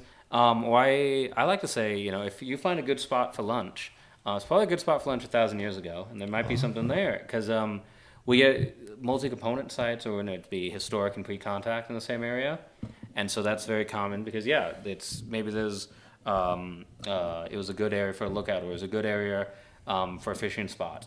And then times moved on, and then Pioneer comes out and he's like, "Oh, it was great fishing. I'm going to set my cabin here." And there's areas like I was on a fire, and I was walking along. So it was about time for lunch. This is a good place to look out. Yeah. And I'm going and I'm looking out, and then I like kind of look down around and I was like, "Oh my goodness, I'm on a site." And I'd found a new site there, and it was just my inference was that somebody back then thought this is a great place to work. This is a great place to work on this project I'm on because I have this view here. So that's why they stopped to work there. Yeah, that's pretty wild. Man, that feedback. So sorry, it's killing you. No, it's not you. It's I think it's just the cheap headphone connection. There we go. I think it's just a cheap headphone connection because it's like the other ones are like gold on gold, and this one's like some other metal, I think. So. That's the only thing I think of. But yeah, that totally makes sense. I mean, I never really put my brain around that. Like, And then sometimes stuff, though, isn't necessarily always the function. It may have been that they liked it. We talk about like culture and stuff. It's the someone might wonder the function of my hat having this thing there. Yeah. But it's because I like the team and because it's just a cultural thing. There's no it doesn't denote my rank or something. Yeah, because a lot of that, I thought about that before. Just like, not that like whatever, like you said, the ranking or just like a piece of clothing, like maybe just like because you like it, Yeah, like exactly. I was trying to think like functionality and stuff out of it. Yeah, so and it's an extra dimension to it, and you try to tease it out, but it's what makes it fun and what makes it exciting and what lets archaeologists have these debates and come to these different conclusions. and be able to I don't know, just trying to learn more about the past. Yeah. Yeah. Oh, it's so important, man. Like we talked about, like knowing where you come from and learning. I mean, like especially like nowadays, there's so much. It's wild. I think there's like new stuff being discovered about the past. Like, 'cause you think like we just know it. You know, like you were talking before, but even like Cold War and recent events. I mean, I had no idea before I started working for the Forest Service how much is out there. Like how much is really left out there still, and how far it goes back. You know, there's I like to say it's the biggest question or debate or mystery in American archaeology is when did people come to North and South America first, or what way, or how they did it, or how many times different groups came. Yeah. And so it's exciting and humbling to be a part of that discussion and that journey to look forward and to go to places or see things that wow, this is 10,000 years old, or this is older than that. Yeah. You know, and the debate, you know, even within my lifetime, the dates have moved further and further back. That we've found sites, we found proof or evidence or radiocarbon dates, or something suggests, you know, it's like, all right, it's gone back this further, or you know. Yeah, and I know like just a little research I've done, and you know probably some like podcasts of Joe Rogan's that were like bringing a historian on and the stuff that they're talking about, like the mounds in the U.S. and all of the, you know, different parts of the world, and then new arc sites like in California or somewhere. They're like, well, maybe this wasn't a land bridge kind of deal here, you know? Like you start talking about different times. You probably know more than well, I do. It's a highly contested debate, and there's a lot to say. There's the land bridge stuff is it's not. It gets called like debunked, and it's not that it's debunked. It's just that it's no longer thought to have been the first people coming in here. So I guess to rewind, for a long time, it was considered that like maybe people had only been here 2,000 years ago, and then only 4, and then they found what were the Clovis tools. They found them all over, and it was the oldest stuff we'd found. And like, all right, well, it was Clovis people named for just that it was where these tools were first found, and it's naming the style of the tools. We don't know what they call themselves, you know. Yeah. But we found that there was always like, okay, so it was these Clovis guys who got here first, and then evidence started piling up that was older, and there was different kinds of tools, and so then now we've had to rethink that. And there's different ideas about when people might have come across. Land bridge even is kind of misleading because it's the sea levels were lower, so it wasn't like a strip of land like a bridge, and it didn't just open up for a little bit. We're talking a massive area as wide as Alaska that was open for a long time, for hundreds of years. And so it wasn't people coming across, it was just people expanding out. And they've, unfortunately it's underwater now, so it's underwater archaeology, but they found evidence of sites, of like habitation sites that were in this area. So people were stopping there and kept moving on. But then, you know, there's problems with the ice, might have blocked them. That's what I heard too, like a big wall of ice between like us and them. There's a thought that there were ice-free corridors at certain spots that would have gotten people down further. Yeah. There's thought that it's that people who maybe they didn't have boats figured out to completely cross the Pacific, but they could have go along the coast. Well, you could go along the coast along this and get down into North and South America. Yeah, because that giant land bridge thing, you know, outside of Alaska, you definitely just coast. You just follow the coast, right? And then onto that is because you're in a boat, maybe you can avoid some of the areas of the glacier and find pockets of land you can go. Yeah. There's theories that because some stone tools found in North America look very similar to some stone tools found in Europe, in like the Iberian Peninsula, Spain, parts of France. There's some thought that is like, well, maybe was it frozen enough that people were able to come across or island hop across icebergs to get here? Oh, whoa. That's not nearly as well supported, but that's kind of where things are. That there's theories like that about it, and there's some very meaningful work that suggests like people have done tests now with currents and rafts, and they've noticed like, well, you know, stuff does the way that the currents work in the South Pacific. So you could theoretically come around and end up in Chile or South America that way. Oh wow! And especially if there had been the water levels are lower and there's more islands out there, but even that's, you know, also a bit more like tenuous. So we don't know, and I don't know if it'll be one site we find or something we find or anything. We may never know for sure, but to be part of the thing that's finding out a little bit more in some way is really exciting. Yeah, it's really exciting, man. Because that also goes to another thought of mine was, you know, like the lost city of Atlantis, you know, and then there's like Bimini Road and all these little things that suggest like there's more out there that is underwater that we don't know about, you know. Well, and Atlantis is an interesting one because for a long time it was thought that the city of Troy was just a story, and it hadn't been found, it wasn't known, and then you had essentially an archaeologist who's like, well, I'm gonna. Close to your face. Sorry. Yeah. Yeah, that's essentially an archaeologist who was. He's like, okay, well, I'm gonna look at the story of it. Do you want me to move that up so you get more comfortable? I think I've moved it back actually. How about now? Yeah. Sorry, man. I didn't mean to interrupt you. No. So you got a beautiful voice. I want people to hear it. The story is he's like, all right, well, I'm gonna look at the story and see if I can, and look at a map and see if I can work out where Troy was, and I'll be darned if he didn't find it. That's how it happens. And so I heard that, but I didn't know. So. Like I said, there was a time where archaeologists were like, oh, that's just a story, it's not really there, and then no, we found it. And so I can't I would say as a professional archaeologist, I don't want to go discount anything because it's based on a story. Yeah. Certainly, oral tradition in North America, South America, Native Americans has been very important. And like we have they have stories that they go back that line up with when we know geological events happened. Like there's every reason to believe they're legitimate. So yeah. I even like hand on heart, I don't think Atlantis is very likely to exist. But I'm not going to stand here and say like, no, there's no chance we found everything, or because we haven't found everything. No. And we try to find some more, and we have more takes. Talking about the age of things in the, people in the United States or in North America. I was listening to a talk by a woman who'd gone around and talked to tons and tons of people on to get like oral tradition sources, and she'd worked out that it was 200,000 years ago that people were in North America, which would be incredible. That would change everything, and I don't necessarily think it's likely for a couple other things, but I'm not going to go and just dismiss it. Wait, hit me with that number again. 200,000. 200,000. Oh wow! And she was basing this off oral tradition. Yeah. I would have to see a lot more than just her talk I saw on it, because I thought she made some good points, but I thought there more to it, and there's some other things that factor into that. But I'm not going to say, I think I'm doing a disservice professionally if I just discount it, because the history of doing archaeology has a lot of that, and it's held us back. Yeah, totally. Yeah, and that's what you see, like especially now in more modern days, like Randall Carlson and Graham Hancock, talk about a lot where they had some theories and. They're just like instantly shut down because they're like, no, that's just not, we're sure it was this or whatever, and now it's like, well, maybe not, and then you find something that proves that, it was different than what we and I think part of it comes from the place I said that, you don't fall into archaeology. You get only people who are passionate into about it, and that passion comes out in certain ways.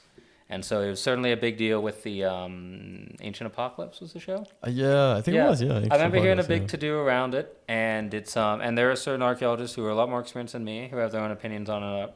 Yeah. And I have my own, and I'm not going to get into it here. No, but that's the nature of the people who work very hard, are very knowledgeable, and very passionate about what they do. Is you get that kind of passion comes out in that way. Yeah, totally. And I think you're really onto something there, because it's like, why until you have like concrete knowledge either way, right? Like, why not? Like, I mean, it may be a little far out there and be like, I don't know, but well, and so much like if I write a news site, I'll write up what I saw, try to set whoever goes there later up for success, and I'll have an analysis and interpretation. But it's just, as I found out with these other ones that these other archaeologists did, which I believe they did their best work. Yeah. That doesn't mean that that's the final interpretation, it's the final say, unless for some reason I had something that I had a plaque that said like I built this house for this reason. Yeah. Yeah, exactly. And so that's where that is. And fingerprint stamped in blood. Or something like that. Yeah, exactly. And so that's we've gotten quite a bit, but that's my take on that sort of thing. Because there's always more to be found out, and we will never have excavated everything. No, we'll never have the full, clear, vision of everything, and some stuff that maybe point towards it probably had been found, like in earlier times where people didn't, like the first, people coming across the prairies or whatever, and then who knows what they found and got disturbed. There's evidence of ancient peoples finding dinosaur bones. I'm like, dragons bones? But because they didn't know better, and of course they're pulling them out. And I was like, I'm gonna put this in my house, or something, So these things happened, and I fully expect that someday, in 100 years, there might be archaeologists who they've got some other different methods that we haven't worked out and things, and they might be shocked I didn't record a certain thing on my site forms, because that's the exciting part again. Like, oh, gosh dang it, this guy again. Organ just these all over this place. At least they'll be remembered. Your name will be there. Well, that's fair. Yeah, so you got that. Hey, I got that going. Yeah, but I think people will probably be more understanding. I feel like as a human race, I think we kind of get more understanding and hopefully more humble as we get a little older and more knowledge. I mean, that's not 100%, but just like most people I'm around, it's a little more forgiving. Like, oh, that's what we all thought, and now we found out something different. You know? Well, and that's exactly right. I think there were some cases where people were being a little obtuse, but there was a time, very reasonable people doing the best methods they had at the time thought things that we just know aren't true anymore. And it's they threw it in the archaeological field, and I think that's just what they were doing. Like the best you can do with the information you have given. Hold on, boys. I'm gonna switch the headphones real quick. It could have been us, but we'll find out. That lovely feedback sound. Yeah, it just hums you to sleep. Just enough to bug me. Can you hear anything anymore? I can't. Oh no. Hello? Nothing. I gotcha. Yeah. I think. Yeah. Still hearing me? Mm-hmm. Okay, so maybe it's just mine. No. I'm still hearing it too, aren't you? Oh yeah. Oh, the tiny little feedback sound? Yeah. Yeah, a little bit. It's really light though. It's not the same one. Yeah.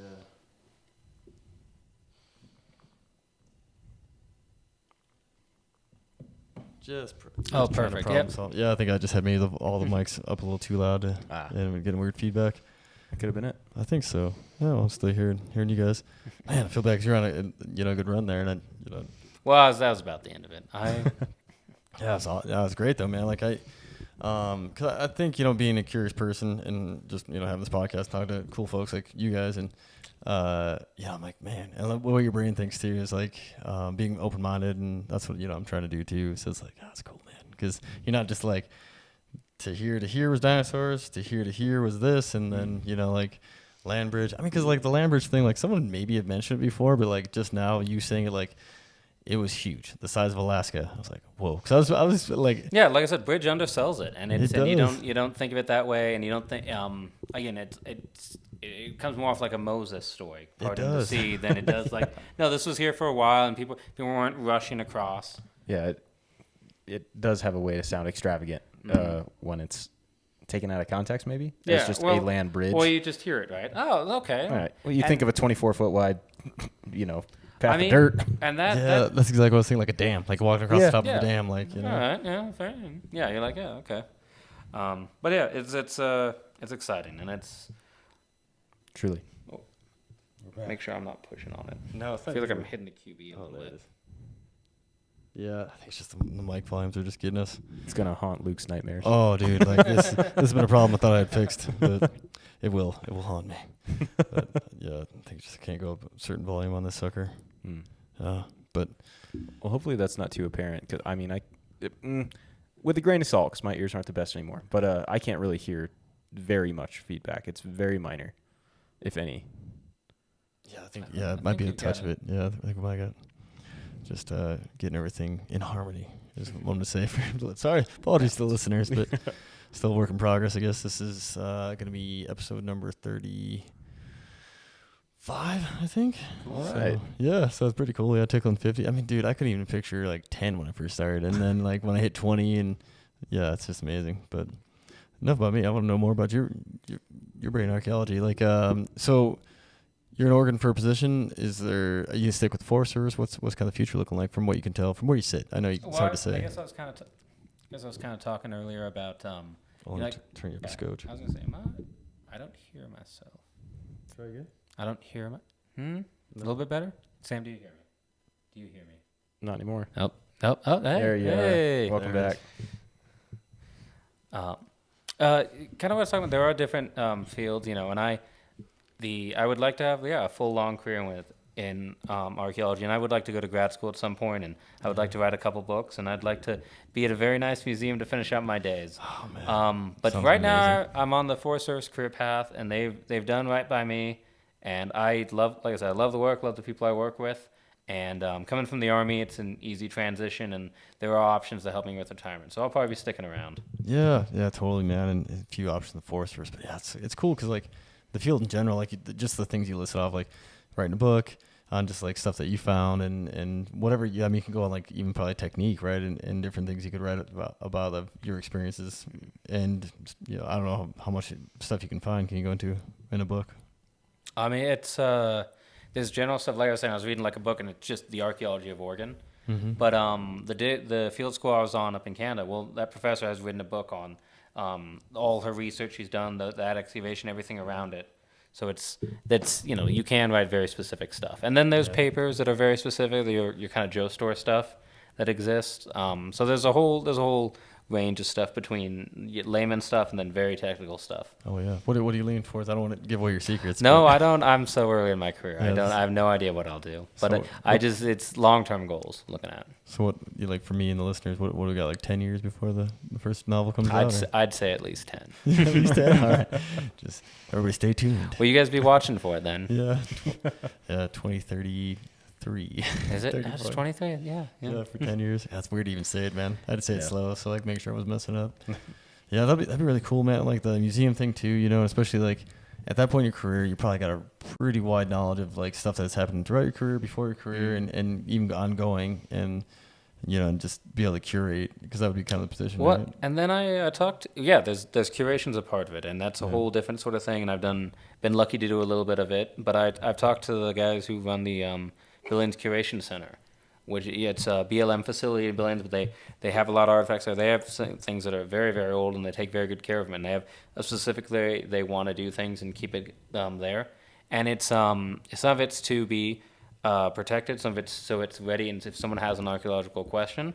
And then not just that, not necessarily this one, but another thing a lot of curation centers do is they try to set it up as like, okay, well, now we have this information that this kind of stuff, the people who made maybe these lithic tools were the ancestors of this tribe. So they get a hold of that tribe and like, hey, do you have a tribal museum you'd like these in? And they get it back to them, and that's really cool. That is cool. And that's it's a very meaningful part of the work, and a very important one, I'd say, as well too. A little more nuanced than I expected. Yes. Yeah, there's a lot to it. And so that's a whole different thing. And the to talk about in the career, I mean, I mentioned these people I work for as mentors, because they really are, and it's I've learned so much from them, and I continue to learn a lot from my boss in Oregon, the more experienced archeologist. Yeah. Oh, man, that's super cool. Like you were kind of mentioning there, right, about bringing it back to the people and then having them have their own like historic museum or some place to display it, right? I think that'd be cool, because that's part of it, right? Because like you go to an area where, because that's we all been to museums, and it's like shrunken head from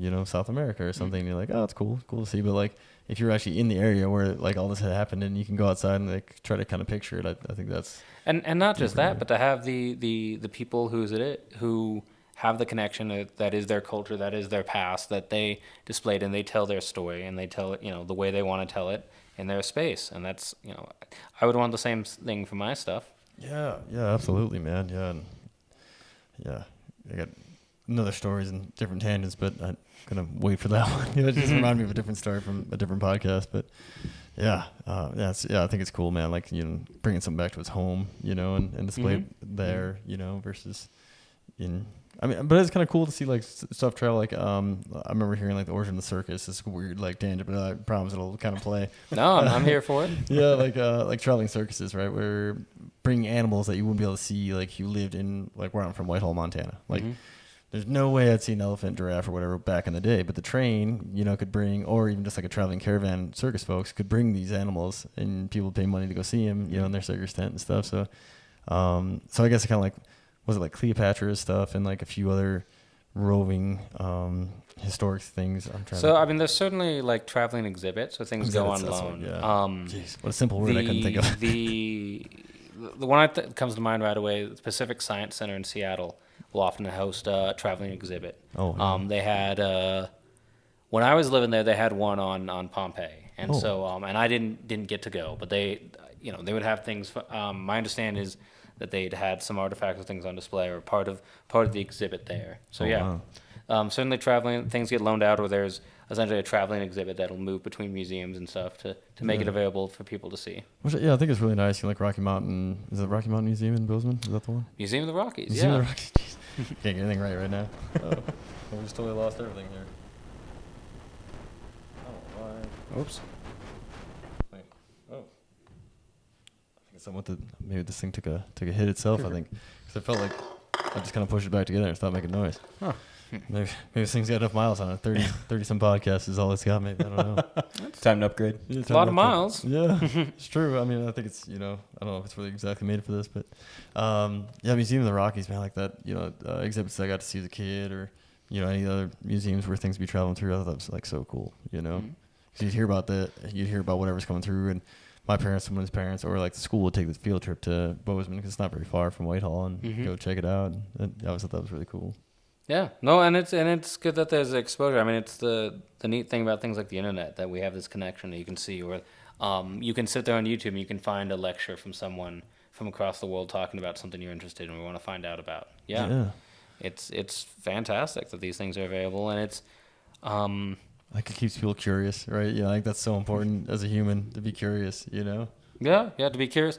I guess in terms of, what am I trying to say? Because as much as I say the importance of like trash and stuff, it is important for people to see that there's like these stone tools. They can see, it's like, hey, look, there were people here, long before anyone from England, France, Spain, something came, and look at these things they made. Look at these tools they were able to make. Look at these boats that you can physically see it, and like there it is. There is the proof. It's there. Yeah, that is important. Damn it. It's happening. It's in my hand. I know you're gonna tell me I'm not doing it, but I do feel really bad. It's happening. No, it's nothing about you, man. I appreciate your concern, though. No, I think it's, I don't know, like something's not seated quite right in there is all. A lot of miles. But yeah, it starts to like really slow, and I gotta have an ear for it now. Well, shoot, that's probably not a bad time to wrap it up, man. I really appreciate you guys coming out and being on the old podcast. Yeah, thank you for having me. I had a wonderful time. Oh, thanks, man. Thank you guys for coming out. You came to my house. Oh, yeah, and thank you for having me over. No, yeah, thank you both for coming up. I appreciate the effort. Yeah. Thanks for hosting us, man. And absolutely. And you're out of here pretty soon, then, right? Like. Yeah, I've got about a week left, and then duty calls, and it's back to school, which I honestly am pretty excited for. Yeah. It's like I got a full plate, but I'm pretty excited for it. It is. You have 5 classes you're taking? 5 courses? Yeah. What are you doing? I don't know. We're going to revisit that in a week and see how that's going to work out. Yeah. But yeah, you'll get in the mindset and you'll just go grind. And that's, it's different. I consider my summers like pretty slow, pretty lazy, pretty calm. Yeah. And then the school year is different. Yeah. The lady was like, "Are you a morning person?" And I was like, "Well, like, yeah, during the year for sure. I try to go to the gym at like 6." And she's like, "Oh yeah, how does 8 sound?" I was like, "Yeah, that's fine." Yeah, no big deal. Yeah, totally. Especially during when I was going to school too, I'd try to get, depending on what's going on in my week, but get up and get a workout in, like you said, wake up, get the juice flowing, get a good meal, and then go to class and put my best effort into it. And man, it's weird too. When I was older, going back to school, I definitely treated it more like a job, and I go to class, I go to the library. Well, I'd probably eat something, maybe get like another little coffee, go back to the library, and then wait for the professor's hours to open up. And I go to the professor's classroom or wherever he was having his hours, and like especially with physics, because I had physics. Was it physics with calculus? Is that calc-based physics? Calc-based physics. Yeah, calc-based physics. And I never took calculus. I never took trigonometry. So I was like, wow, they threw you to the wolves. Yeah, I talked my way into it, so like it was my own fault. But it was like because the block schedule one is I think they offered the trig-based physics in the fall, and then calc-based physics in the spring. And just for where I lined up, I went to Dillon and did a great professor, very patient, and can't really say I learned a lot. I learned how to pass. I learned how to get almost an A because I learned how to like the equations worked, and I could work them back, and I figured out the ins and outs of it, but I didn't really know the why. I just was able to do it, I'd say you still learned it. Yeah. If you can derive the equations or even get the derived equations from calculus and then utilize those, you can do it. But yeah, and I guess that's kind of what it was too. Cause I figured out like the factors, friction and gravity, and all the things that kind of go into that physics world, and so I guess I kind of learned for the time being, but I brain dumped it real quick, enough to take physics 2, and then after that, man, it's like anything, right? You don't use it, you lose it, and absolutely had no real need for physics in my life. Oh, I have a little friend there. Yeah, but. Yeah, man. So that'll be good though. Like another challenge, like we talked before about the neuroplasticity and stuff, and being, hungry for learning, and obviously James, you are, man. I mean, geez, dude, like your path. It's I really like what I'm doing, and I like this podcast, and I like talking to folks like you and the stories and stuff, and kind of hoping that this is where my path takes me. still kind of open to whatever, but this is definitely Good. what I I'm really trying hope it works out. Yeah. Oh, thanks, man. Yeah, I appreciate it. I'm putting the effort in, and I think I'm getting some pretty good reviews so far, which is pretty good. I'm still expecting people to be like, "It's trash," and I'm like, "I know." So Come on, buddy. yeah, I don't know, kind of. Well, good. Well, for my value and the listeners, where can I find this podcast? Oh, good call. Yeah, on YouTube and Spotify, Apple Podcasts. There's like Google Podcasts. There's a bunch of other ones that I'm pretty sure I'm like on iHeartRadio and like most of the major platforms, but Spotify and YouTube are kind of the easiest ones. Perfect. Yeah, I'll look for it. Yeah, thanks, man. Appreciate it. Spotify is just audio, and then YouTube's the video part. So like if people are kind of curious of what I look like or what the guests look like, they can tune in there and check it out. And Or this view they finally got. or the That's view, true, yeah, yeah. that's a good point, man. Check it out. Away a little bit. Yeah. Yeah. Bitterroot's in the background. Can you name that prominent peak back there? Trapper Peak. Trapper. Oh, the Trapper right there. Yeah. You probably told me that every time I've been in here, and I'm just like, wow, Trapper, huh? Compartmentalizing everything. And usually I'm stressed out about the equipment, and finally problem solves that little issue, and it definitely sounds a lot better. Maybe because I'm not overheating either. Yeah, right. Absolutely. Sun finally went down. Stop sweating. Yeah, I guess to wrap it up, you're going back to school, and then you're heading back to Oregon. Yeah, pretty soon. I'm in the area for a little bit, full of vacation, and then right back to work. Oh, cool, man. And then just kind of wherever the future takes you with that position. And I mean, the beautiful thing is there's always more work to be done. yeah. And I get, a fun mix of long-term projects and then stuff that comes up right away. And it's like, okay, tomorrow I'm going to the field. That's pretty cool. So I like it a lot. And fire, so for the foreseeable future, and which is exactly what I want. Yeah, that's really good, man. Kind of knowing your path and following your passion like that. And but I get for like fire folks and for me, home was always Montana, so it was always like I went to rookie in Washington, and I came back here. Do you have that too? Are you like trying to get back to Montana, or are you just kind of happy where you're at? Well, I was living in Washington for a bit and then came back. Yeah. But it's an incredible opportunity to come out to Oregon, and so far I like it a lot. Yeah. But I'll keep my ears open for Montana. Yeah, I was just curious. And yeah, well, I'll keep it. I would not mind being somewhere I get to see this every night. Yeah, that's what it is, man. The mountains are always calling, Mm-hmm. Yeah. It's hard to give up. It really is, man. Like when I go away from it, I come back. Even going to Billings, I went to school in Billings for a while and had a good time. Ran track there, and even just coming from Billings to Whitehall and getting back to the tobacco roots and the Highland Mountain Range. That's a whole different part of the state, absolutely. Yeah. Oh man. West Dakota, baby. West Dakota. Yeah. Oh, man, it really is. And the rim rocks are all cool and stuff too. I did some climbing in that and some cool like hiking trails. The Yellowstone River runs right through there. But then I'd crest over that Cardwell Hill, man, which is that little pass between like Whitehall and Bozeman there. And man, you just look down the beautiful valley of Cardwell and Whitehall there, and just like, yeah, man, that's where I want to be. Didn't get back there. Now I'm over here, but but still like in the mountains. Mm-hmm. Did you say climbing? Yeah, like the rim rocks. There's a lot of climbing routes up in there, and for some reason, I need an elective or something. So me and a couple buddies we ended up taking a climbing class there in Billings, and Nice. The rim rocks around Billings, like around the Zimmerman Trail? yeah, exactly.